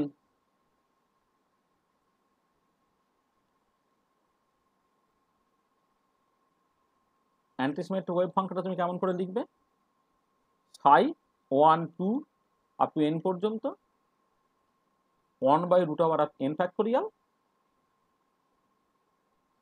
ψ1 ψ2 এইভাবে করে আপ টু ψn পর্যন্ত, ψ1 ψ2 এইভাবে করে আপ টু ψn পর্যন্ত, এইভাবে করে করে ψ1 ψ2 করে আপ টু তুমি ψn পর্যন্ত একটা n/n ডিটারমিনেন্ট তুমি করলে, আর ইলেকট্রনগুলো ভর্তি করছো 1 2 2 2, তাহলে এইরকম ভাবে আসছে, এসে শেষেরটা হচ্ছে n n n। তাহলে এই যে তোমার একটা ডিটারমিনেন্টাল ফর্মে অ্যান্টিসিমেট্রিক ওয়েভ ফাংশনটাকে বের করলে, এই ডিটারমিনেন্টারই জেনারেল নাম হচ্ছে তোমার slaughter determinant. This is the slaughter determinant. ঠিক আছে, তাহলে এই হচ্ছে তোমার স্ল্যাটার ডিটারমিনেন্টাল ওয়েভ ফাংশন, যেটাই তোমার ধরো 4 ইলেকট্রন সিস্টেমের ক্ষেত্রে এইটা, 3 ইলেকট্রন সিস্টেমের ক্ষেত্রে এইটা, 2 ইলেকট্রন সিস্টেমের ক্ষেত্রে এইটা। এবং এখান থেকে একটা ইম্পর্টেন্ট পয়েন্ট দেখো, এইটাকে আমি বলি, এইটা অনেক সময় না লোকে সিম্বলিক্যালি জাস্ট এইরকম ভাবে লিখে দেয়, ψ1 ψ2 ডট ডট ডট ডট করে ψn এইরকম ভাবে লিখে দেয়, মানে এইটা লিখে দেওয়া মানেই এটা শর্ট হ্যান্ড নোটেশন। হ্যাঁ, শর্ট হ্যান্ড নোটেশনে এইটা লিখে দেওয়া মানেই কিন্তু বেসিক্যালি এটা, কারণ তুমি এক্সপানশনটা কেমন করে করতে হয় তুমি জানো, এটা হচ্ছে তোমার শর্ট হ্যান্ড নোটেশনে আর কি, short hand notation of slaughter determinant. অনেক সময় হয় না যে তোমার যখন লিখবে এই একদম ডিটারমিনেন্ট খুলে লিখলে বড্ড বেশি জায়গা লেগে যায়, ওই জন্য বইয়ের জায়গা কমানোর জন্য এইরকম ভাবে লিখে দেয়, এইরকম ভাবে লিখে দেওয়া মানে কিন্তু বেসিক্যালি তুমি এক্সপান্ড করে এটা করে ফেলতে পারছো। ঠিক আছে, আচ্ছা এবার এইখান থেকে একটা ইম্পর্টেন্ট জিনিস দেখো, এই যে স্ল্যাটার ডিটারমিনেন্টের ওয়েভ ফাংশন তুমি পেলে, তা যদি এমন হয় যে ইফ 2 electrons occupy the, ওই যে সেম কোয়ান্টাম স্টেট মানে হচ্ছে সেম স্পিন অরবিটাল। হ্যাঁ, মানে একই স্পেস অরবিটাল থাকতেই পারে, যেমন হিলিয়ামের গ্রাউন্ড স্টেটের ক্ষেত্রে দুটো ইলেকট্রনই 1s আছে, সেটা কোনো অসুবিধা নেই। অসুবিধাটা হচ্ছে একই স্পিন অরবিটাল হয়ে যাচ্ছে কিনা। তাহলে if two electron occupy the same spin orbital, হ্যাঁ, যদি সেম স্পিন অরবিটাল হয় তাহলে কি হবে, ধরো আমি মানে যে কোনো দুটি ইলেকট্রন, তার 1 নম্বর এবং 2 নম্বর ইলেকট্রনের কথা বলছি, 1 নম্বর এবং 2 নম্বর ইলেকট্রনটা সেম স্পিন অরবিটালটা অকুপাই করছে। তার মানেটা কি? তার তার মানেটা হচ্ছে বেসিক্যালি যে ψ1 এবং ψ2 দুটি ψ1 হয়ে গেছে তখন, তাই তো। আমি যেমন এই ক্ষেত্রে এই যে ধরো স্পিন অরবিটাল ইনভলভ ψ1 ψ2 বলছি, তার মানে কি বেসিক্যালি তুমি জাস্ট মানে দুটো স্পিন অরবিটাল একই নিচ্ছ, মানে ψ1 আর একটা ψ1 নিচ্ছ, বা ψi আর একটা ψi নিচ্ছ। তাহলে if two electron occupy the same spin orbital, then any two row or two columns of the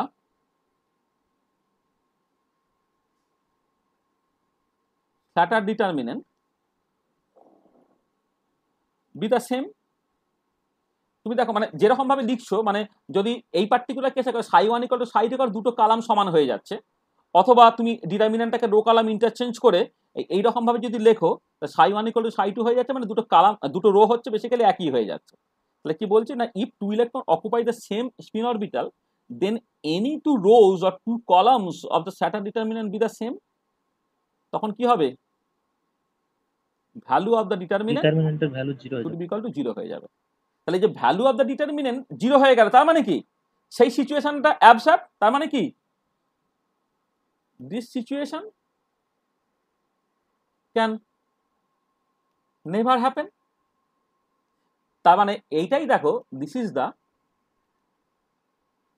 পাউলি's exclusion principal.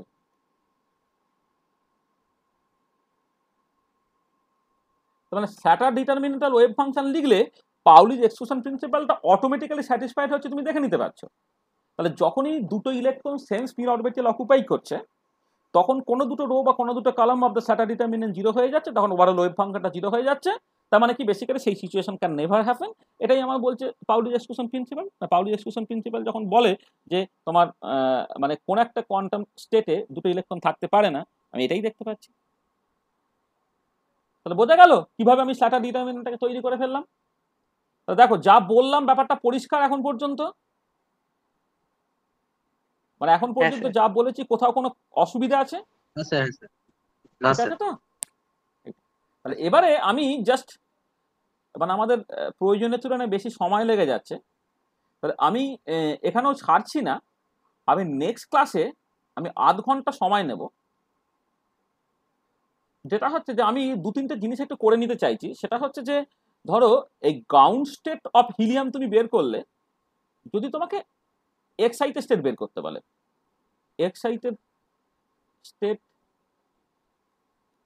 Wave function of helium, এবং আমি ধরো for the timing first excited স্টেটটাই না হয় দেখতে চাইছি, ঠিক আছে সেইটা। এবারে এইখান থেকে এটা খুব দরকার কেন, কারণ ground state of the helium say necessarily singlet. তাহলে এর ক্ষেত্রে দেখবে যে কিছু স্টেট পাবো তোমার সিংলেট, আর কিছু স্টেট হচ্ছে তোমার ট্রিপলেট। এই সিংলেট এবং ট্রিপলেটের মধ্যে কার এনার্জি কম সেই সম্বন্ধে কিছু কমেন্ট করার দরকার আছে। আর এইটা দেখো, এই যে আমি যে কটা স্ল্যাটার ডিটারমিনেন্ট লিখছি সবটা যে অ্যাটমিক সিস্টেমের ক্ষেত্রে। এবার মলিকুলার ক্ষেত্রে কি হবে, মানে মলিকুলার ক্ষেত্রে নেক্সট যেটা চাইবো যে স্ল্যাটার